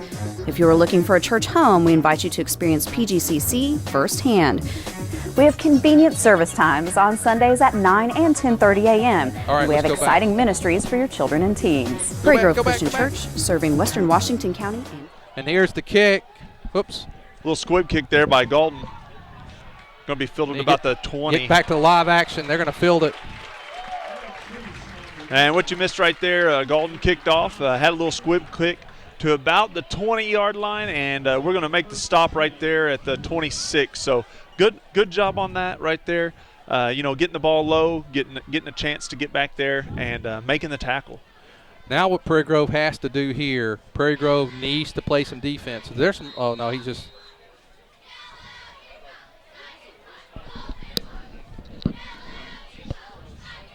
And now, I think they're exchanging balls. Ball's probably getting a little wet, maybe a little damp out there. Because I've noticed them changing the balls quite a bit. Maybe that's the one that was underinflated instead of the one that was overinflated. So now. All right, so, they're going to be in the shotgun where they're going to have trips to this side. We've got McClellan and Heltemus and Galton responsible for the guys over here in our man-to-man coverage. You've got Disney on his own over there with their speed guy. They're going to look to have a screen. It's a tunnel screen. And a nice job that time. Prairie Grove guarded it pretty well that time. Somebody got a little hurt that time. May have been Cole McClellan in there. He came in. He's tough. He'll be. I think the second guy that came in kind of got him there. Coming in for. McClellan. That is. Well, it'll be Michael Hutzel. Michael Hutzel coming in. Boy, I don't like seeing him come off field. He makes so many big plays. You got one play, McClellan. He actually made the play there because what he did is he turned the guy back into the pursuit, and that was actually a nice play call that time by Shiloh. But and Hutzel, a junior, you throw you throw right at him. He's got some running room. Well, you could see him. He got a little confused there. His guy took off back to the inside, and he didn't know exactly what to do. You go right at him. We got a couple guys off right now. Hutchinson's over here on the sideline. Right. Falk's been looked at by the trainer again. So there's a few guys there. McClellan's back out. You told him he had one play. He listened to you, Mr. Cook. I'll say something to him in school. And here is the pass. There's McClellan right there. Look, taking on two guys. He took on two, but a good pass reception and received that time by Jake Nelson for Shiloh from Reese. Anytime you got a double guy that weighs $150, he's a stud. He picks up a 6-yard gain there, down to 5 minutes. So we're approaching the 5.5-minute mark left in the first half. Prairie Grove leading 38-27, 11-point lead. Here is Shiloh with the snap. Offsides that time. And they're going to go deep again. Can Disney turn around? That's a flag. And he still catches it. He still caught it. He's got to keep running. There may have been a eyes. hold down here as well. I don't know. It may have been a lineman downfield. That'd be nice. That may be offsetting penalties. They may come back and do that one again. Well, they're starting to pick on Disney a little bit. Right. And maybe, he's fast, but maybe he's wearing out just a hair. Well, he needs to get a little bit more cushion, try not to be as aggressive. And then when you see that receiver pick his eyes up, you got to turn around. Looks like Coach Laird, he's giving some signals out there to Zeke. Maybe Zeke's supposed to be helping. I don't know. I just saw Coach Laird talking to him. So it looks like holding on the defense. Offset, so they'll play that one again, 5:21. So Prairie Grove probably caught a break there because the great play that time by Shiloh was negated by As the cornerbacks, you guys got to play the ball. I mean, and I know in high school it's not that bad. It's only a 15-yarder, but you got to play the ball. You don't want to give up the long pass. You don't want to give up 15.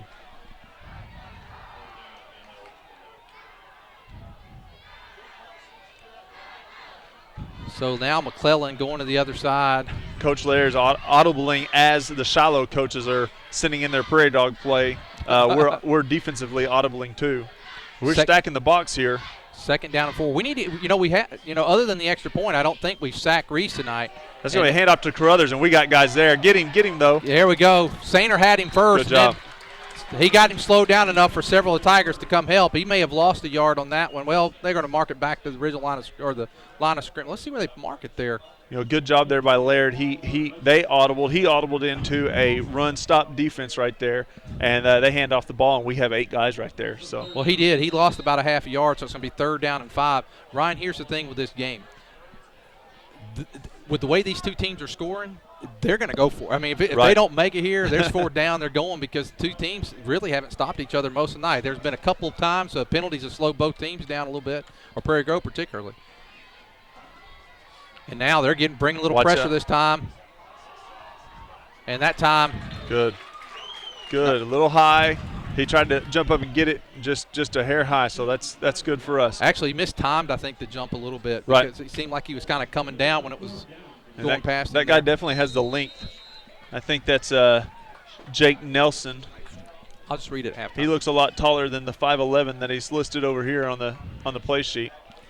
Well, it's 4th down and 5. Prairie Grove they've made 4th down conversions tonight. Last time it was 4th and 10. They made a big play. Can Prairie Grove hold here? It would be critical if they can with 4 minutes and 36 seconds to go here in the first half. And we're going to keep our 2 safeties up over top just to be careful. And they got him. Get him. Yes, they get him this time at the 44-yard line. Prairie Grove pursuit. 4.5 minutes here, and we get the ball back. Great Dakota deal. Woods makes the tackle, and now we need to score and get out of here at halftime. I'm telling you.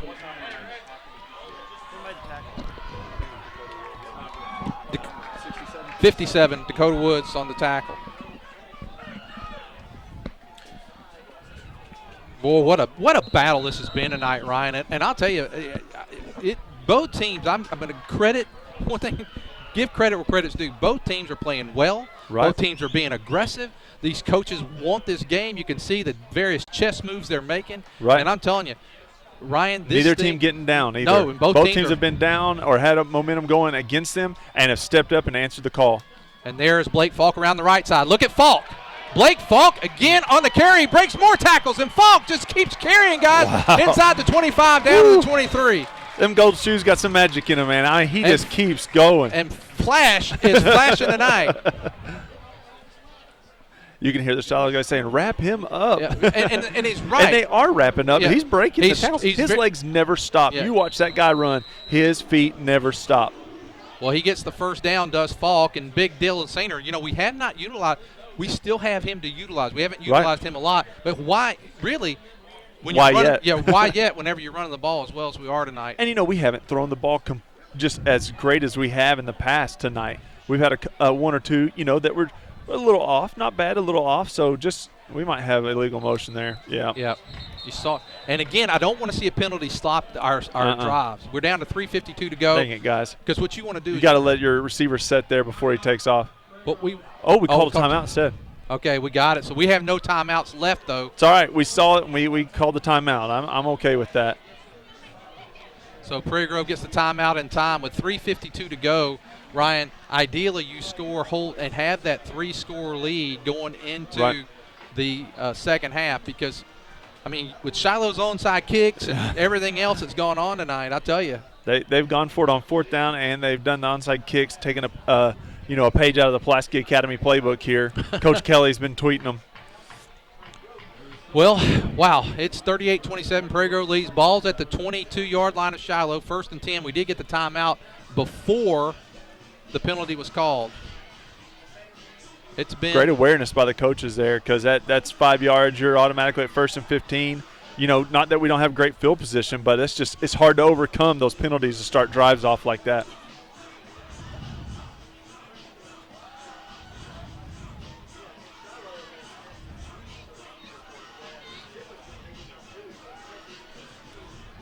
All right, the teams are going to come back out to the field here. Got a little jump around playing on the PA out here. House of Pain. There we go. Dylan's going to be the receiver this time. 3:52 to go here in the first half. Prairie Grove leading 38-27. Ball at the Shiloh Christian 22-yard line. Both teams fighting. Both teams want this. They know positioning in this conference is resting on tonight's Same game. play that we're going to run last time right there. There's going to go right up the middle. There's Reed Orr. He's hit, but he breaks the tackle, and Reed Orr. Good job, Reed. Reed gets it down. He's going to get about 6 yards again. He is touched about a yard after the line of scrimmage and picks up another 4, maybe 5 yards. You love seeing your running backs do that. We're down to 3.5 minutes to go. I wouldn't mind seeing a tick score. Tock, tick tock. Let that clock run. 38-27. Prairie Grove with the lead. Boy, we'll look at some stats in the first half. I'm anxious. The stat transfer is not working tonight, so I'm not able to see it right this time. Here's in motion goes Saul Walker. And there is. Give it to Reed. Reed Orr. This time he's going to be wrapped up. Only gets a couple. This is a big 3rd down play, although we got two plays probably to get a couple yards. Right, definitely 4 down territory. We're looking at a 3rd and he picked up 2 yards there. So it's third and 2. Well, here's the thing, Ryan. I'm anxious to see, and I'm going to see if I can slide down here in a minute. I want to see the yards for Falk and for Reed Orr tonight. Right. They have been pounding it. And now under 2:45 to go here in the first half. Prairie Grove leading 38-27. And we're going our base set. Saul Walker at wingback. And now they're going to give it to Falk. And Falk, he may not have made that, Ryan. It's going to be close. I think he's short, depending on the spot. I'm looking at the spot. It looks like it's right on. Oh, it's going to be close. They're going to probably blow the whistle dead and get a measure here. No, they're going to give it 1st down. First down, Prairie Grove. Good.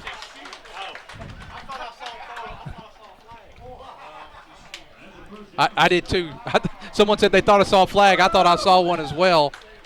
First down. First down, Prairie Grove at the 12-yard line.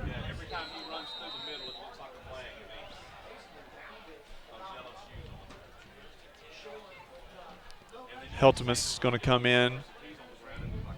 Heltemus coming in. 15 seconds to go. We're down to 2:08 to go. So Prairie Grove chewing up some clock this time, Ryan, trying to. Okay, this time from the shotgun, 4 seconds, 3 seconds on that. Now there's Mayday just going to be a keeper. Mayday's going to get a couple down inside the 10. I'm okay with that. We were wanting to run a little clock here. It's 1st down, and you pick up, 2 to have a chance for 3 yards. Shortening the field here. You still got 1 minute and 40 seconds to score. You don't want to run out of time. You don't want to leave the opportunity. You need to take a shot eventually. But yeah, so they've got a minute and a half. We got 15 seconds on the clock, and now you're still going to. Shiloh can score so fast, even with just a few seconds. So, and now Dodd has an empty backfield. Dodd looks back. He's just going to. Now he's. Nice, smart play that time by Dodd just to get rid of it, although that stopped the clock. Yeah, I thought he had Reed. I think Reed was open right there, and I think because there's guys in his face, he kind of shortchanged a little bit, bracing for the hit. So now it's 3rd down. The Prairie Grove really needs to capitalize at this part of the game. So we got 2 downs to get there. and now you can't worry about running the clock. You just Right. got to get it. You want to get it in the end zone. That's the only disadvantage to that right there is if we're not going to score here, you don't want to leave a minute on the clock. You don't want to leave a half a minute on the clock. Well, let me take that back at Shiloh. You don't want to leave 10 seconds on the clock. And now it's Double reverse. Can he get outside? And he does. Don't get a hold there. Give him 6. Got it. Devin Heltemus gets in there. Give him 6. 1:02 to go. Prairie Grove now 44-27. They're playing that sweep pretty hard, so, trying to stop Falk. That double reverse works out great. Ryan. There's a flag. What's the flag for? He picked it up and put it back in his pocket. Could be a sideline warning. That's what I heard the Shiloh announcer say. Sideline warning. He's right. This is a critical 2-point conversion because if we get it, it's a 4-score lead. Wow. Is that right? My math's not that great. No, I'm sorry. No, it's still 3-score lead. My bad. Wait, let's see. 22. Yeah, it's 19 points. I was off. Sorry. I was getting all excited. Still critical. We need to make them as many as we can. There's Mayday. And he's got a man. It's Reed. He's got it in there. Nice. They focus on Dylan there in the corner. Linemen come up a little bit, and your linebackers go for the pass fake. Then they're looking at Sam. Reed Orr's wide open there. 46-27. This game is a scoring fest. 46-27. Well, now we can do the math because it's done. We got a 19-point lead here. So how many scores is that? It's still 3. I was sitting there for a second there. I won't even tell you what my mind was. You're a quick math guy. I'm more the slow, steady, try not to make as many mistakes. I'm not that quick because I made a mistake. But I'm happy that we're up. Another touchdown sponsored by PG Telco. You don't measure a board twice and cut once?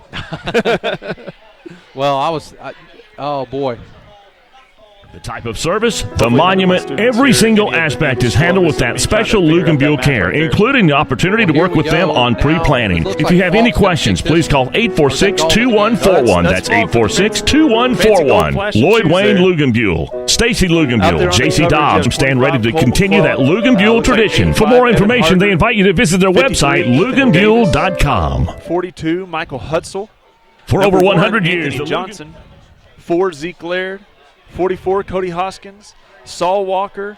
28, Burnett. And number 2 on the end, Isaac Disney. So a great coverage team here. Let's get back there and let's stop them. And a kick he's going to bounce and be fielded. Oh, he picks it up. It's still on the ground. Fumbles it. He's at the 20. There's Johnson. Get him, Johnson. Got him. Johnson, we talk about him all the time on the kickoff.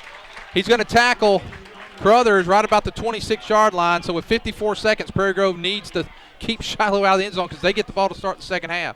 Now, turnover here would be a nice thing, wouldn't it, Mr. Cook? Pick 6 that dude and really put the pressure on him. I'd love to see that.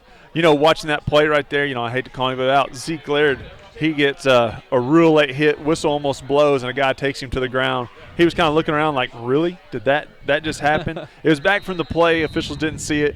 But trying to start a little trash there. This time they're backing off a little bit and going to allow a little bit of a cushion there and keep it in front of them.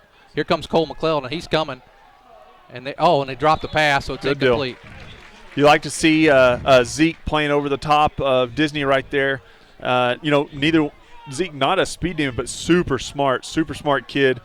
Makes great plays to the ball, so you like seeing him playing over the top right there. Then you have Anthony Johnson on this side playing over the top, nothing deep. You got a second guy in case you get an open ball in the flat. Wow, that was just thrown away, and now it's 3rd down and 10. This is big down because if we can hold them here, they probably will punt from this here. We may get the ball one more time, although we have no timeouts.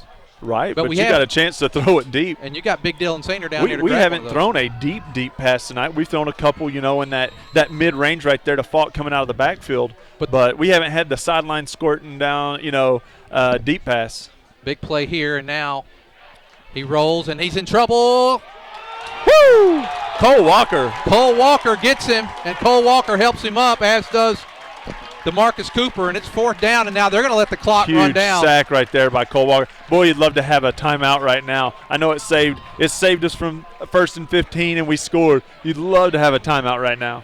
Well, they're going to let it run down, but they want him kick it now. They didn't start. Yeah, the officials definitely didn't get in a hurry there. No.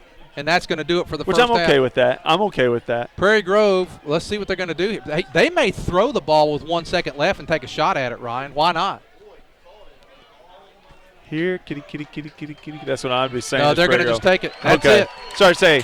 And yes, that's it. It could happen, and but it'd be nice to take one back, too. It's a very offensive fest first half. Prairie Grove leading Shiloh 46-27 at half. We'll come back for the second half. Enjoy halftime, the band, and other festivities. Name has served the area of Prairie Grove with honor and integrity in a family's most dire time. 4 generations of excellence in service. All aspects of caring for your loved one are handled with tender care, as well as with the honor and dignity they deserve. The type of service, the monument, every single aspect is handled with that special Luganbuhl care, including the opportunity to work with them on pre-planning. If you have any questions, please call 846-2141. That's 846-2141. Lloyd Wayne Luganbuhl, Stacy Luganbuhl, J.C. Dobbs, stand ready to continue that Luganbuhl tradition.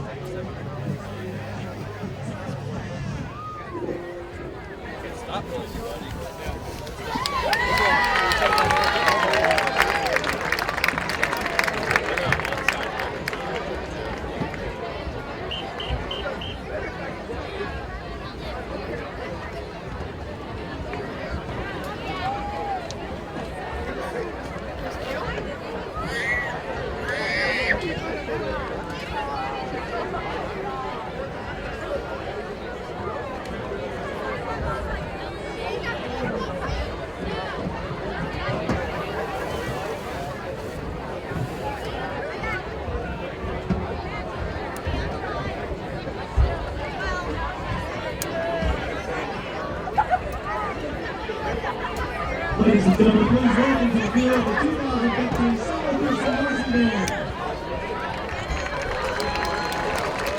This will show the child beyond and will feature music from the following selections: Superman, Mars, Jupiter, and Star Trek.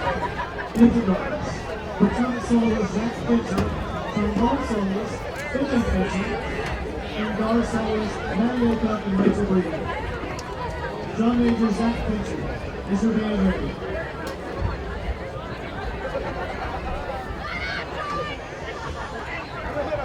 And now, performing beyond the 2015 Shiloh Christian Marching Band.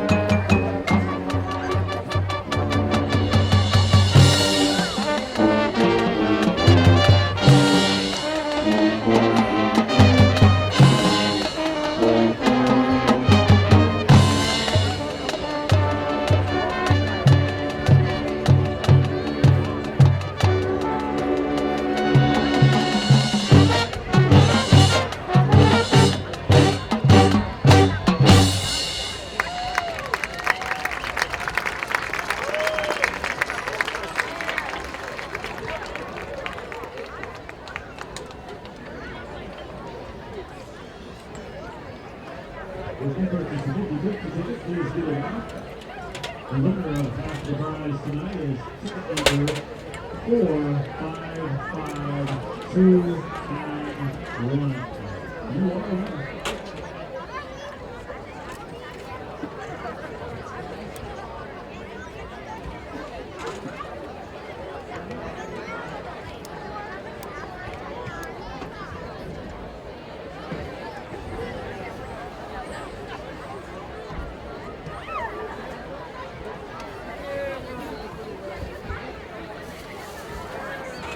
We would like to welcome the Prairie Grove Tigers class of 1985. They're having their class around this weekend. Thank you for being here.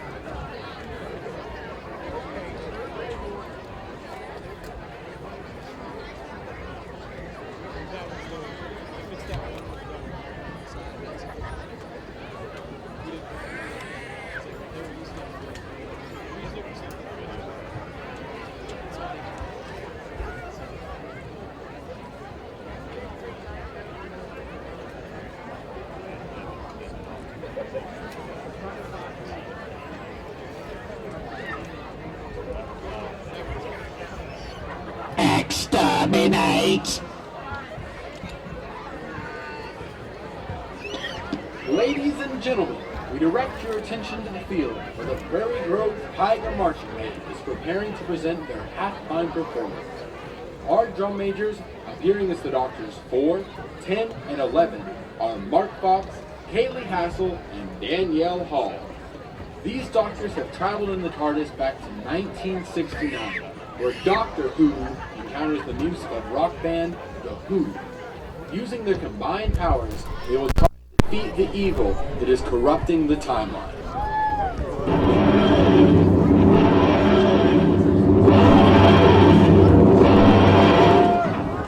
We've come out of the time vortex at the wrong point, that's all. Something's going on contrary to the laws of the universe. I must find out what.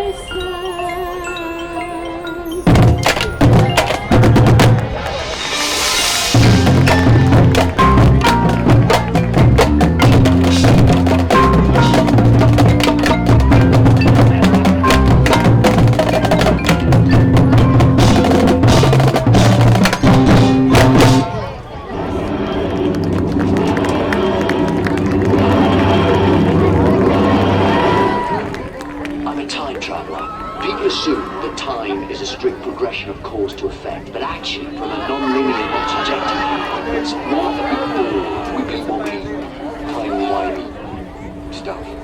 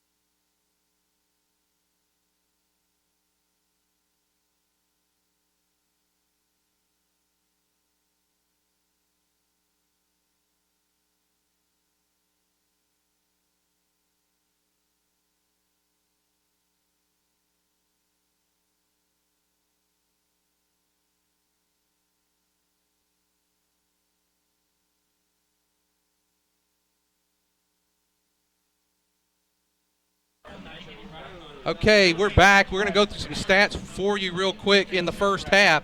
Offensive fest, Prairie Grove leading 46-27.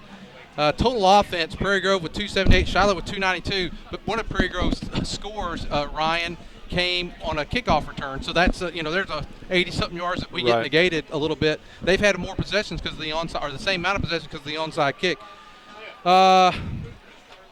Let's see, passing, Shiloh with 237, Prairie Grove with 74, but rushing, Prairie Grove holding Shiloh to 55 yards, Prairie Grove with 204.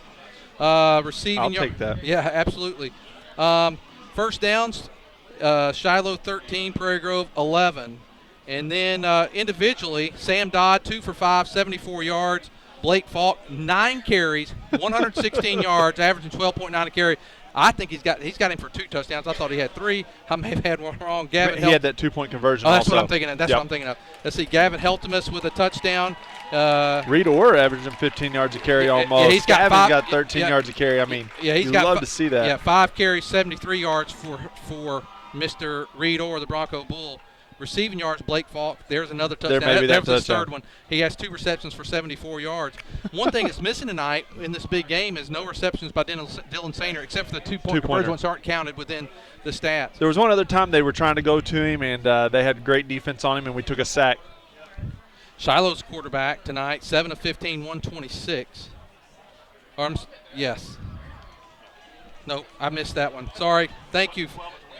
Yeah, let me see. I looked at it as the other piece here. Yeah, 12 of 26. So, anyway, it is a strong first half for Prairie Grove, 46 points. I can't remember, even in games when we have mercy rules. I don't remember 46 points. But, when you give up 27, it's far from over, especially with this Shiloh team. Well, I know we won't do it, but I'd love to give them some of their own medicine with an onside kick here. But anyway, you start out the half. No, I agree with you. On one hand, it'd be awesome. But you got to try to pin them deep. Try to make them go farther. Yeah, you let Blake kick it deep here, and you hope that Johnson and the rest of the guys can get down there and stop them. 25-yard line behind, and give us a whole field to try to stop them. And now Falk with a good kick this time is going to land. The height right there is going to be huge for us. And there it is. And now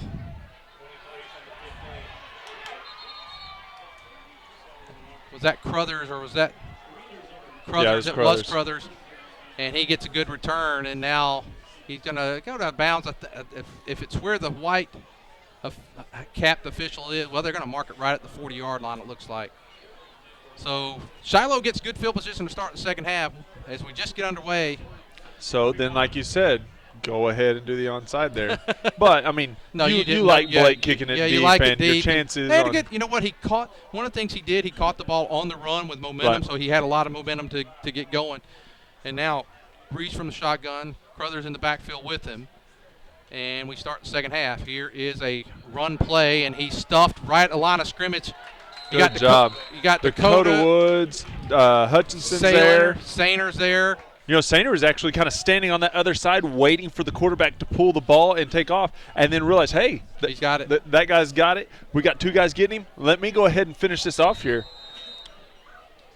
Golden at the safety position. He's made some big plays tonight.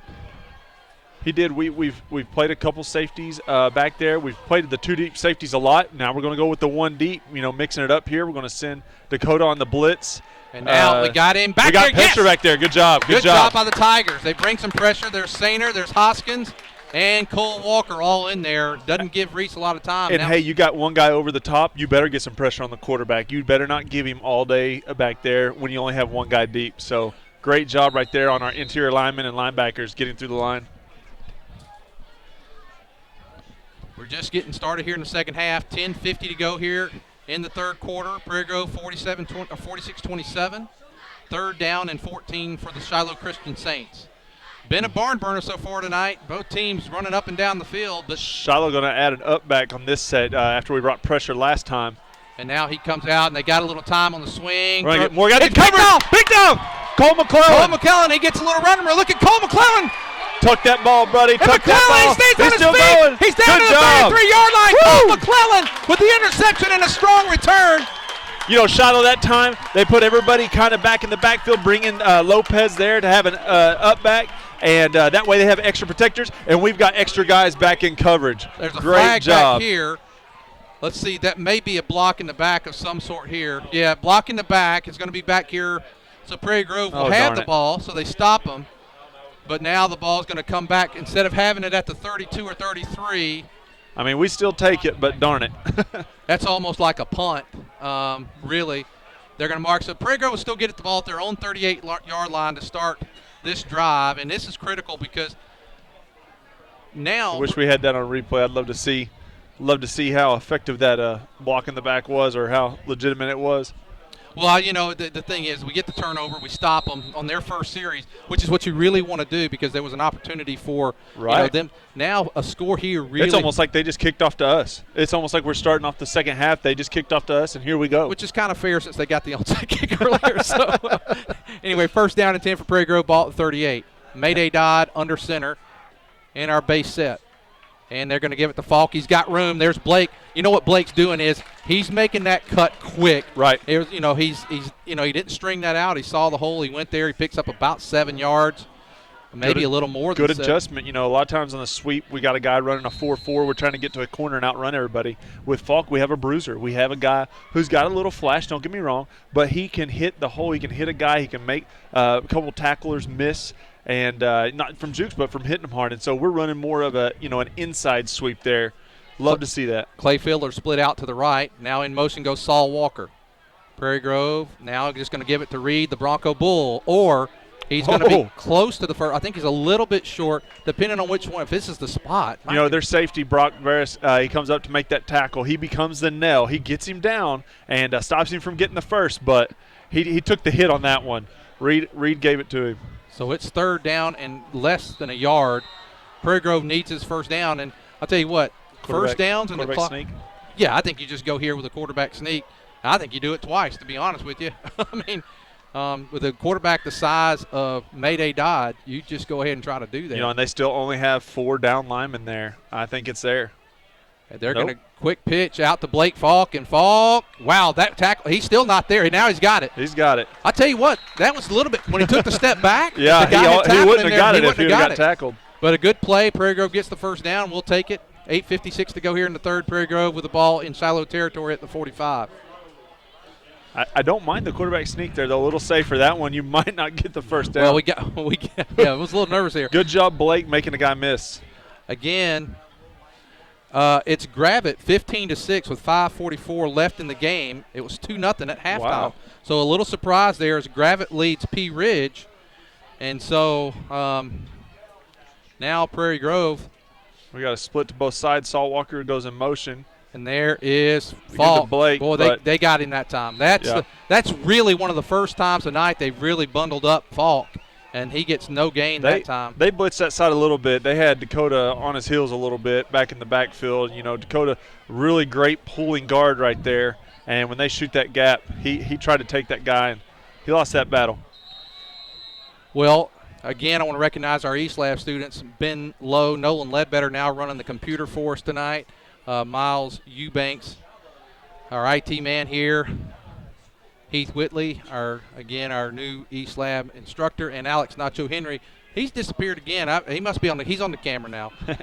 He's eating his nachos. And now here's Mayday Keep. He turns it back up, and a good defensive play again by Shiloh. So Mayday decided to turn it back in that time. I think he may have had a little room outside, but there was a guy who turned him back in, and now it's going to bring up third down and 10 for Prairie Grove. All right, so what do you do here, Lynn? Do you risk the throw? You got Dylan. We hadn't seen him all night. We've had – I think you can go there.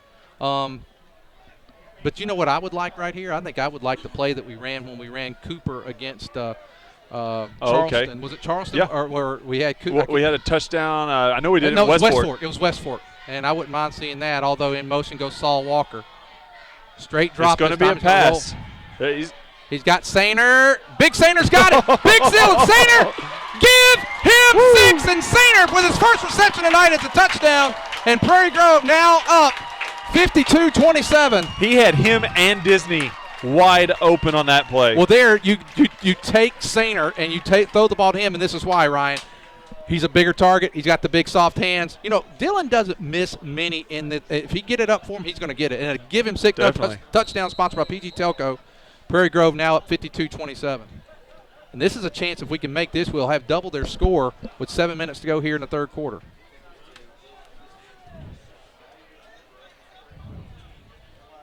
Now Great the two-point job. conversion. We got double wing, Saul Walker in motion.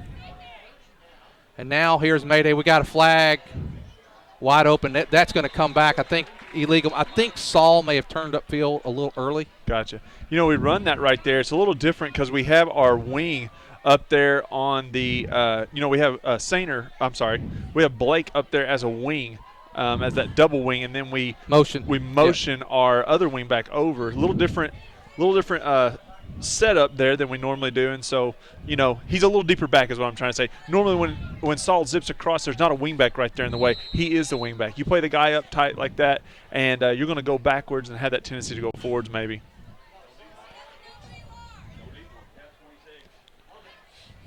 All right, we're gonna go for two again here from the 8-yard line. And now they're going to bring a little pressure, and Prairie Grove picks it up. Same He's got play Sainer, to the other side. and he looks, and there he's got it. Clay Fiddler. Same play to the other side, Clay Fiddler. Fiddler, and now another flag. Oh, my goodness.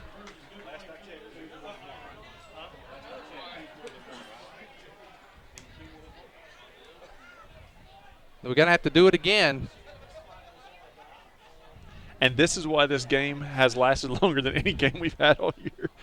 All the passing. This time pass interference, and it's good. Good deal. So 54-27, another touchdown sponsored by PG Telco. Let's come back after these messages.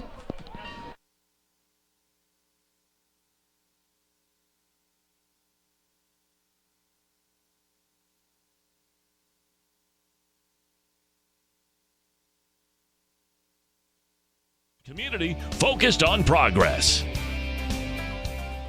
PG Telco is the proud sponsor of PGTigersOnline.com, where you can find out all the very latest of what's going on with all the sports teams right here in Prairie Grove. But PG Telco is more, a lot more. They offer phone, internet, long-distance services, and bundles, making it all affordable. And that includes DirecTV. For your home or office, staying connected to the fast-paced world is as easy as calling PG Telco. Call 846-7200. That's 846-7200. PG Telco, built on community, focused on progress. PG Telco.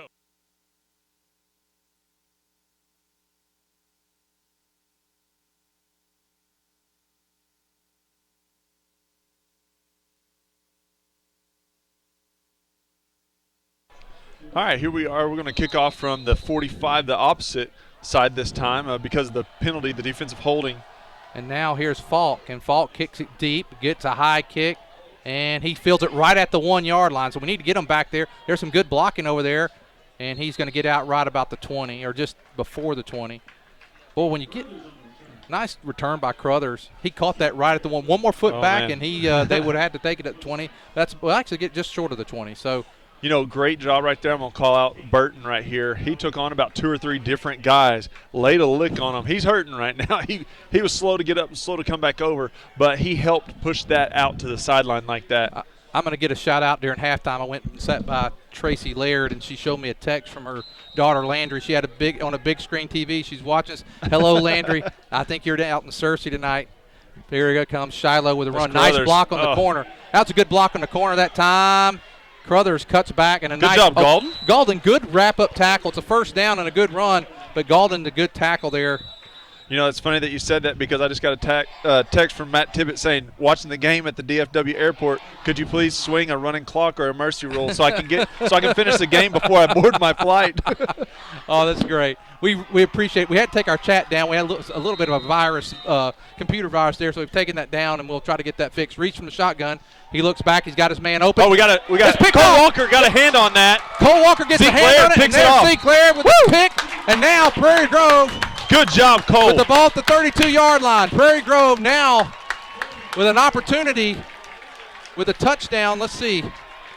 You know, Cole Walker is not the tallest guy in the world. That was good he got back in the backfield and got up in the air and got a hand on that ball. Great job. I don't want to get ahead of ourselves, but a touchdown, a 2-point conversion, and we're in mercy rule time. So, boy, this could be a big drive here and a big 2-point conversion. That's what I say there. Prove it, boys. Let's prove it. Let's make it happen. You ever watch Remember the Titans? Yes, sir. Run it up, Herman. Leave no doubt. I mean, you can't. You got, Make your statement now. And now Prairie Grove. We got twins to the right. That's helping now us. Mayday, and he's got lots time. of speed. Oh, he's got Heltemus all along. Wide open. No! Oh, man. Heltemus was by himself. Oh, man, it was, Heltemus.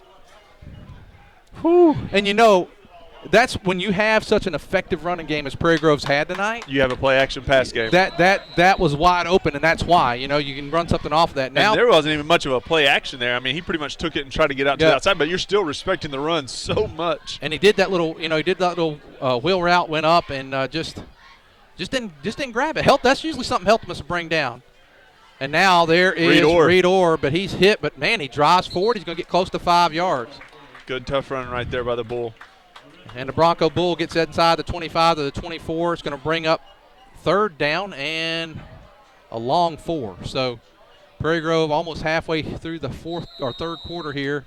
6 minutes to go in the 3rd. Prairie Grove up 54-27. Tigers trying to hang on here, make a statement tonight. But, Ryan, the way Shiloh can move the football, I'm not comfortable. I told you, even if we got Percy, I'm not comfortable. These guys can score. They can make it a game again, but I think with our running attack and our ability to milk the clock, we're snapping it right here at 2-1 seconds. And there's it's the Bronco really Bull. Hard the Bull he has the 1st down inside the. You're right. You keep this up right here. It's your game. I know Shiloh can score fast, but you have to completely self-implode to not pull this game out right now. Well, now you're down to 5 minutes, 36 seconds. Now the clock's running again. We're going to be, by the time we get this clock, it's going to be close to 5 minutes, or by the next play, it'll be close to 5 minutes left in the 3rd. Clay Fiddler's going to run the play in. Clay just caught that 2-point conversion. He's going to have a little extra giddy up in his step here. 54-27, Prairie Grove with the lead. The Tigers with the ball. Play clock at 5, 4. And they're going to get it off. There's Falk. They sell out trying to get. There goes Blake Falk. Give him 6 more tonight. And Mr. Falk now 60-27. 5:06 to go, and there is Flash with his 4th touchdowns. That's his 4th one tonight. And can you win every Chevrolet Player of the Game 2 or 3 weeks in a row? Is that fair? Flash. That's his nickname. we have the guy from the paper here. And when I said Flash, he thought I said flag. Then when he said flag, I'm like looking for one out there. Well, and then his shoes always look like there's one out there. So overrated. Oh wow! Now that's RTS is cutting low there, getting a low blow. And he gets in, and now the clock will run. We're at 35 points. That's the mercy rule. And Tibbet, now, you must have been praying hard over there in Dallas. Well, that's it. And now the clock will run. Running clock. He's saying running clock. Getting the signal from the referee there. Up by over 35, so go ahead and start or up by 35, so go ahead and get to a running clock.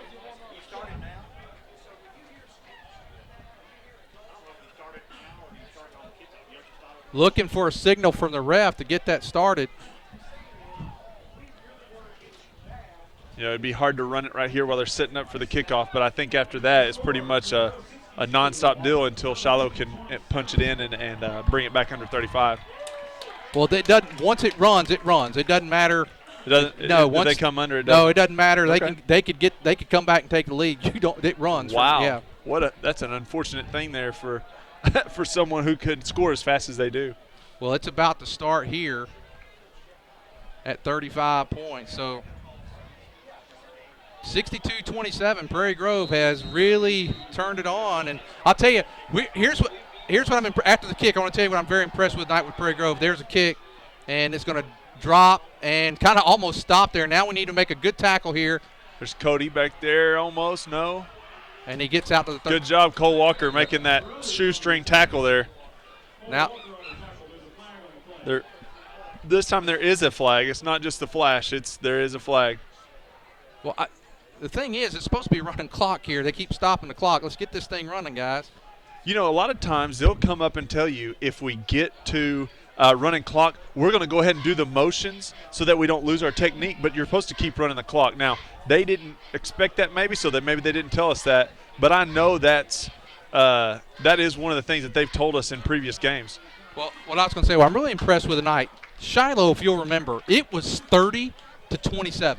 Right. Remember that. It was 30-27. Prairie Grove was run off 32 straight points since that time. That's responding to an incredible amount.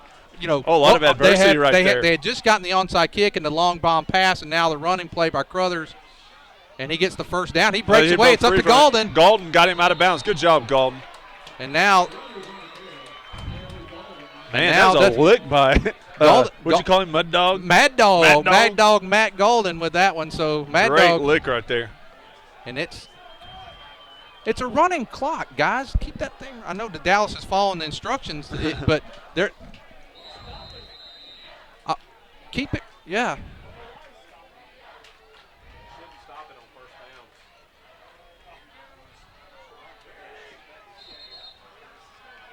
I don't know if they recognize. Maybe they can't add, and they don't know that 62 minus 27 is 35. I don't know, but the ref should not be stopping the clock. I don't care if they go out of bounds, interceptions, or anything else.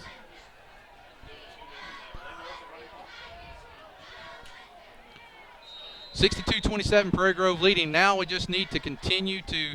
I say keep the pressure on, Ryan. Just.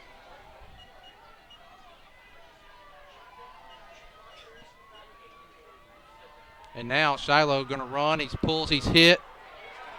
Wow, he's knocked down. They need a whistle right there. Don't let a guy get hurt. Cole Walker, Dakota Woods. Somebody's down here for Shiloh. He gets up. Great job, Cole Walker and Hoskins back there. Yeah, Cody Hoskins in there too. Now down to 3:25 to go here in the third quarter. The clock's going to run the rest of the way if the refs will let it like it's supposed to.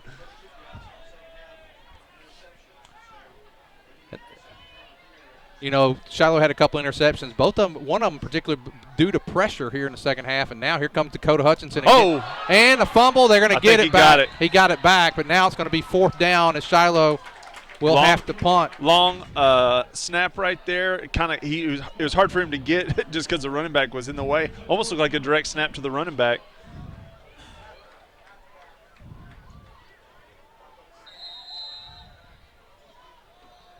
Fourth and 11. It's 4th 11. Shiloh will go down to 2:43. Why would you waste this much time if you wanted to get back in the game?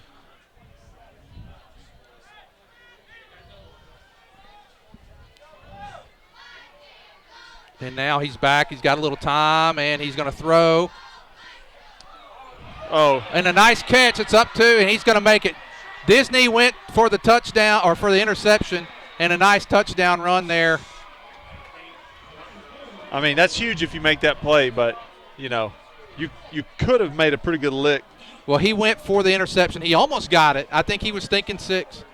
I think so, too. Yeah, he was thinking 6 because he went for it, and he's mad at himself. I just saw him sling his arm. They'll go for 2. It's 62 now to 34.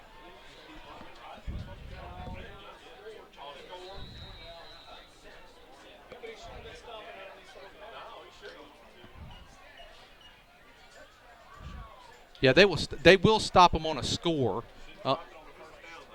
Yeah, they stopped it on the first, and I'm sitting here chatting with this like everybody else can hear the guy from the newspaper. Oh, a lot of movement right there, a lot of extra hiccups on the right guard and right tackle there. And I think it is like I was talking about. When we played West Fork, the referees come and tell you before the game, hey, just letting you know, we're going to keep doing our stop clock motions because we don't want to ruin our technique. That's something they practice on. They get graded on some of these things, and they can be reviewed. And so the rule is that they're going to keep doing it, but you're supposed to keep running the clock. I'm looking at Dallas, our time guy. He's got his rules down there and trying to follow them, and he's doing what he's supposed to do up here.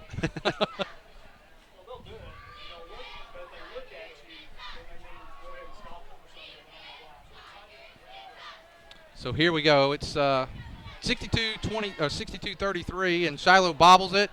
He's in trouble, and they're going to get him, and that's Man, we're sending the house right now. I mean, it's an obvious passing down. We're selling out. Nice. 62-33. And he's passing situation, not down. Trying to get a final on that Gravett game. Other games are in finals. You can tell it's a running matchup. Well, Prairie Grove, I tell you what, the two big turnovers start the second half. One of them was kind of a miserrant pass with some pressure. The second one was tipped, I believe, by, was it Hoskins? One of them was tipped by Cole Walker. Cole Walker, right. Yeah, Cole Walker. That was one that Zeke Laird got. And Zeke Laird got the Cole Walker tip, and since then, so now we're going to get our hands team in here. They may try. You don't really.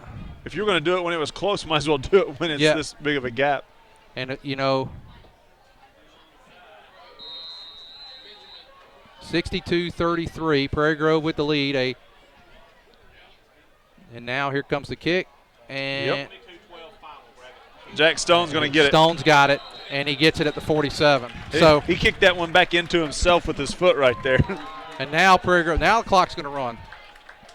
And now to just keep running, and that's what we want to see. And Prairie Grove, I tell you what, though, I would still keep trying to score. And Prairie Grove, a lot of times we get the mercy, we'll take the starters out. But, when they're trying onside kicks and you're down, you got to keep the starters in. Going. Yeah, you got to keep going. I just got a text from Cameron Clark saying, hey, do they have Showtime and HBO on that TV over there? He's sitting on this side. What was that final again? 22-12, Gravett beats P. Ridge. So now the Ridge loses for the first time. They had a 15-game regular season winning streak. They lose for the first time this year, and now you got three teams there at 1-1. And Prairie Grove, with this win tonight, if they can, assuming they hang on here with the mercy rule, they will. There's I say 1-1 with the one loss conference record. So they'll be 3 there at 2-1. Right. Potentially, let's see who else is. We play P Ridge next week. Yep, and then let's see. So Gravett moves 2-1, P Ridge 2-1. Gentry, if they beat Huntsville, would be at 2-1. And Lincoln, if they were to beat Berryville tonight, Lincoln's 0-2. I got that backwards there. So, yeah, there's going to be at least 3 teams, possibly 4 at 2-1. Logjam right there. And Prairie Grove, with the win tonight, will stand alone on the top of the 1-4A. And now there's Falk. Oh, we might get a hold right there. Yeah, and that was a hold. It was Ethan Davis right there, kind of. Yeah, he got his arm locked in there, and that was a hold. So there's a hold. And we got Carrillo down. Carrillo's down. That's a pretty important guy right there. You don't want to see that. Now they're making him stop because of the timeout or because of the player hurt. We're hoping that's a cramp. She's leaning on it, so I'm hoping that's a cramp. The way she's holding it, that's what it looks like. So speaking of another great kid, another one of my engineering students right there, super sharp kid, hard worker. Love to have him. Had him 4 years.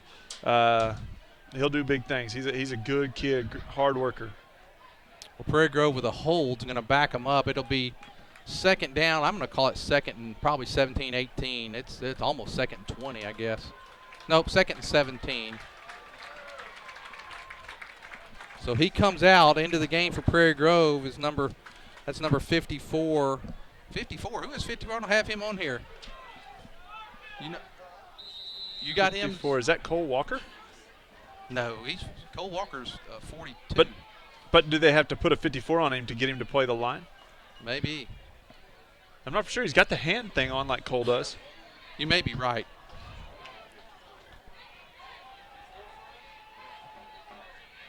And Prairie Grove's going to let that run on down. That's going to be the end of 3 periods of play. Prairie Grove leading 62-33. We'll be back for the 4th and final quarter after this.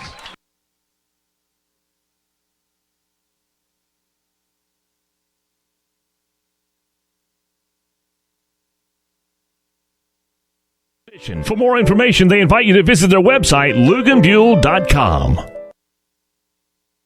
For over 100 years, the Luganbuell name has served the area of Prairie Grove with honor and integrity in a family's most dire time. 4 generations of excellence in service. All aspects of caring for your loved one are handled with tender care, as well as with the honor and dignity they deserve. The type of service, the monument, every single aspect is handled with that special Luganbuell care, including the opportunity to work with them on pre-planning. If you have any questions, please call 846-2141. That's 846-2141. Lloyd Wayne Luganbuell. Stay Tracy Luganbuehl, J.C. Dobbs stand ready to continue that Luganbuehl tradition. For more information, they invite you to visit their website, luganbuehl.com. For over 100 years. The sky's the limit with My Blue checking from Arvest Bank. With My Blue, you'll sleep better at night knowing your checking account helps safeguard you and your family against identity theft, covering all types of identity fraud events, financial or otherwise, anywhere in the world. You'll be able to deposit a check. Stats: Prairie Grove 372 yards total offense. Wow.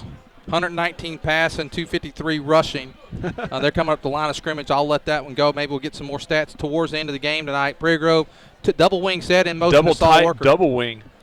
And now Saul Walker gets the outside. He's going to turn up field. He's going to be. Saul. He's going to almost get back up to the line of scrimmage. Actually, probably original line of scrimmage right there. So it'll be 3rd down and 10 for Prairie Grove. It's a great second down play right there. So 3rd and 10 for the Tigers as we have the running clock here. We need a running clock because it took about 2.5 hours, seems like, to play the first half. This will be the latest game we've had all year. And it was a mercy rule game. I mean, I've been home before this time right here for some of our away games. From Huntsville. Well, 11 minutes to go in the game. Prairie Grove leading 62-33. Now with 3rd and 10, the question is,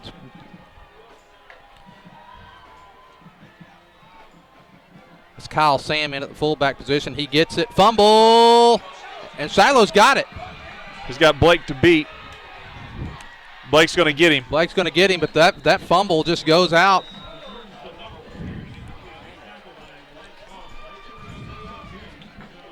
You know, unfortunately there for Kyle's first carry of the night, a guy who's played a pretty important role this year.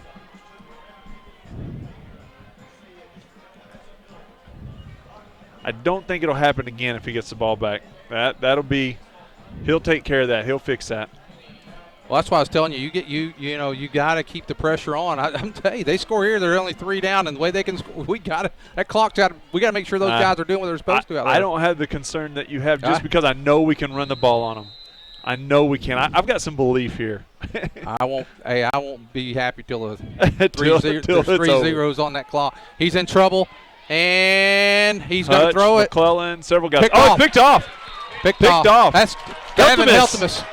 Woo! And again, that pickoff was due to the pressure. He kept the pressure on, and he does pick it off. It's Gavin Heltemus with the INT. So that's 3 INTs now. And Prairie Grove.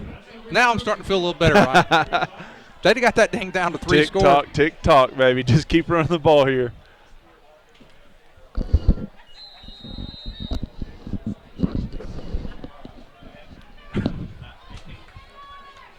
Prairie Grove with the ball, 62-33. Had 46 points at halftime, Ryan, and 16 more points in the second half. And running clock, Prairie Grove needs to just a good long drive here. That's right. The Bronco Bull back in at fullback, base set with Saul Walker in motion. Mayday keeps it. Oh, he's hit, stuck. I don't know that I like that call particularly. I mean, let's not get him hurt here. Yeah, at this point in the game, you're up. I wouldn't want to get him hurt. That's right. Which, you don't want to get Falk or Reed hurt either because they're your guys. So, Sam is just as important of a piece as those 2 guys, but really all 3 of them make this team go. So. Yeah, well, with 8:55, I think if we get this thing under, the 6-minute mark and you still have this, then you might want to get some relief of some of those guys. Because Shiloh's got their starters in. They got guys that can pop and hit. And, anytime there can always be an injury. You want to be careful here. Double reverse. There's Saul Walker. He's got the first down. He's got the ball, and now he hangs on to it, gets up to the 38. Good job, Saul. Good hard run right there. What I liked about Saul is he covered it up once he kind of got, a little bit of contact. You want to hang on to it. Saul, a guy who's had some good flashes but struggles a little bit coming out of the backfield, really looking good tonight. Last week you could see a difference in his game. Now you're starting to really see it. 8:15 to go in the ball game. Prairie Grove 62-33. Which he needs to buy Blake Falk lunch because the reason that's mainly open is because everybody devotes themselves to that sweep right there with Falk. Of course, the line too. Give them some credit too. great line play tonight. You got Hutchinson, you got Jack Stone over at right tackle, moved in from tight end to tackle, doing a great job. You got West at center. There is Blake Falk. Falk's only going to get a couple. Carrillo at left tackle. He's back in, so he must have had a cramp. Yep.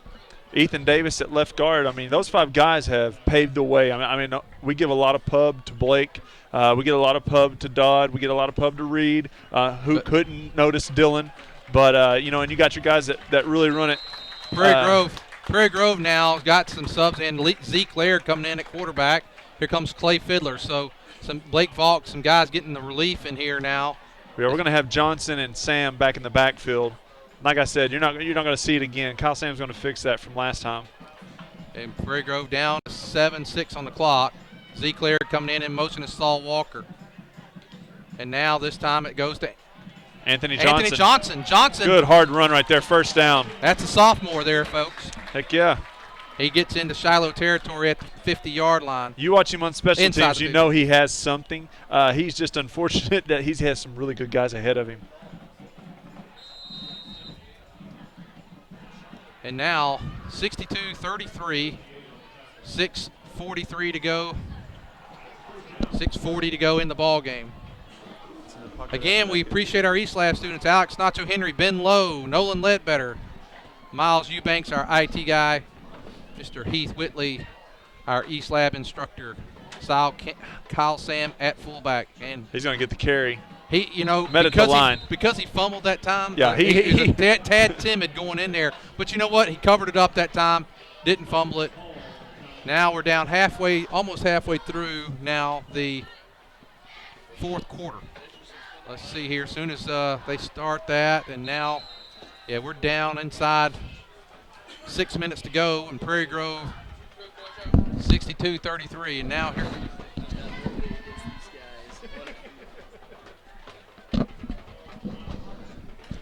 Coach Pinkley. He's getting a little head start to the sideline. He's loving it, especially against Shiloh. And now here comes Johnson on the sweep, and he cuts it up. Look at Anthony. Anthony Johnson, the sophomore, picks up about 5. He's going to be close. See where they're going to mark it, and they're going to mark it right at the 45. So 5:25 to go in the ball game. Going to be 3rd down and 5 for Prairie Grove. Big Dylan Sainer comes off the field. Sainer. What was that? Well, Sainer, he got him a touchdown today, and we didn't have to use him as much as I thought we would tonight, but nonetheless, Prairie Grove now down to here's Weston Laird. Smith there in motion. And look at Anthony Johnson, the sophomore. He powers his way, and now Johnson inside the 34 or 35 to the 34-yard line. And that's good hard a first run down. right there. You love seeing these sophomores get a little time right there and not run timid. 4.5 minutes to go. I'll tell you something. When these seniors look back on their senior year, they'll remember this night. This is your season-defining moment right here until playoffs. Yep, and you know that whenever you have this type of thing, you go back and you think of the games that you played, Ryan, the games you remember the most. This will be one that they remember. Is taking Shiloh to a mercy rule, which doesn't happen often. And now there's Kyle Sam. Kyle Sam, just this time, he bulls his way forward. There he goes. And now he picks up about 8 yards. And now with 4 minutes to go in the game, Prairie Grove will stand alone at the top of the 1-4A with a 3-0 record with going to Pea Ridge next week. I think we got to be very careful because Pea Ridge is a good team. They're capable. Right. They're going to be a little upset coming off of a loss. And they'll be upset coming off the loss, like you mentioned there. And we'll be down just a little bit because of the fact we just won a big game. Yeah, we you get won a big emotional, game. You get the high, and then you relax just a little in practice. I was looking at Pea Ridge's schedule. They start off the season, but they had not yet played. The night they played a good the first tough team. The tough team with Gravett. And now there's Weston Smith in motion. They're going to give it to. It's actually going to be Zeke Laird. He's going to keep it. He's going to pitch. And he pitched a little late. And going to bring up 3rd down, and we're going to lose a yard on that one. Actually, did he pick up? He actually gained a little bit. It was close right there. Yep, so it's 3rd down and about a yard. Now, every big comes back. Jack Stone, Ethan Davis, Carrillo coming out. We're going to have the whole first team out now. And now we can start thinking about next week. And then this, we'd have to really fall apart down the stretch not to make playoffs now, Ryan. I mean, now we can start thinking about the position of where we may be. And you hate to look that far ahead, but you do. You have P. Ridge next week. You win that game, we have the bottom tier of the conference left. And I'm not just saying that to be rude. It's just where it's been the last couple of years. The bottom 3 finishers the last several years, and they're going to be the next where they there. are now. I mean, they've all started off the season really slow in that same position. So, no, and that's not – The bad thing about that is, though, then you get into a playoffs position. Maybe you're a first seed.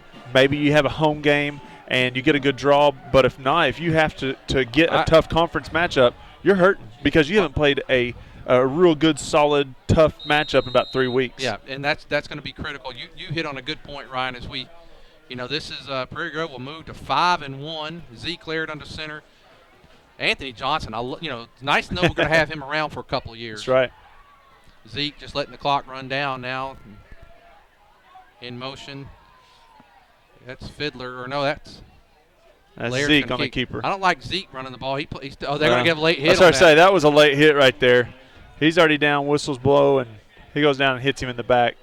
Now we're down to a minute and a half left to go. And is it John David Elder time? And I tell you what, the RTS tonight, they're excited, and as well they should be. Prairie Grove's come here tonight, and we'll have some stats. Ryan, we got to think about a player of the game. I got to tell you, there's so many that played well, but I hate, I know we gave it to him last week, but with 4 touchdowns tonight, how can you not? How can you not? Blake Falk, our Everett Chevrolet player of the game. He was actually 4A player of the week last week, I think, in Northwest Arkansas, if I remember right, by the paper. The question is now Prairie Grove.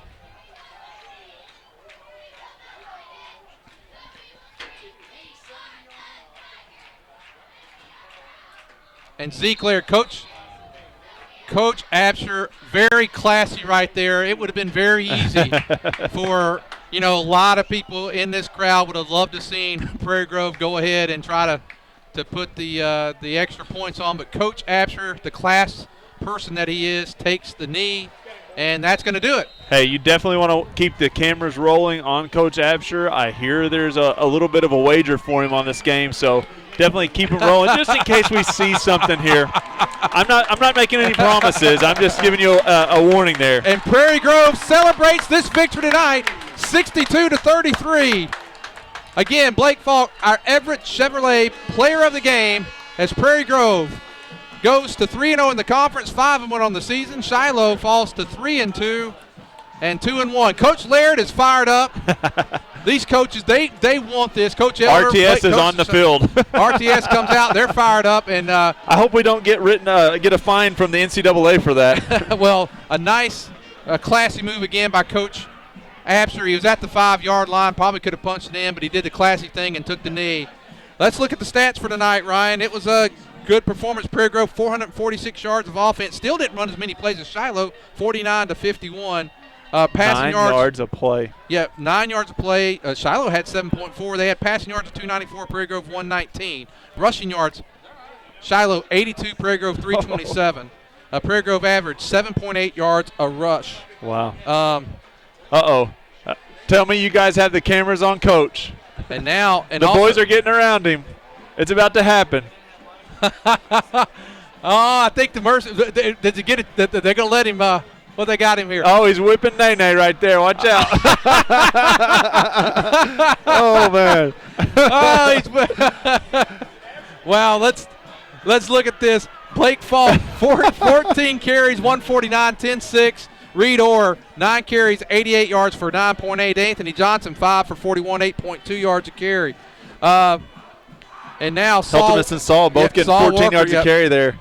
Receiving yards tonight, let me see if I can get that. Receiving yards for Prairie Grove. Dylan Sainer, 1 catch, 45 yards and a touchdown. That'll work. It's pretty efficient. Falk had 2 for 74 and a touchdown. Dylan also had the 2-point conversion, so he really had 2 catches tonight. Both of them go for scores. On the tackling, we have listed Matthew Galton with 5 tackles, Zeke with 4, Cody Hoskins with 4, and I know this doesn't include all the assists and everything necessarily because as you're doing it during the game, I'll have some more of that tomorrow. But Galton huge back there in the secondary tonight, making sure. I think there was one play that kind of got past him. Other than that, keeping the plays in front of him. Huge night from our safeties. You had Zeke back there. You had Anthony Johnson for a time. You have Galton back there for a while. All of our safeties played great tonight because they had to come up on run a little bit, but for the most part, they're watching pass all night long. Well, that's going to do it for tonight. Again, thank our East Lab students, Alex Nacho Henry, Ben Lowe, Nolan Ledbetter, Miles Eubanks, and appreciate Mr. Heath Whitley. For Ryan Cook, I'm Lynn Gregson. What a win. It's a great win tonight. Give them 62. Give them 62. Thank you, Ryan. That's a good way to end this thing. For Prairie Grove High School, that's going to do it. See you next week. Go Tigers.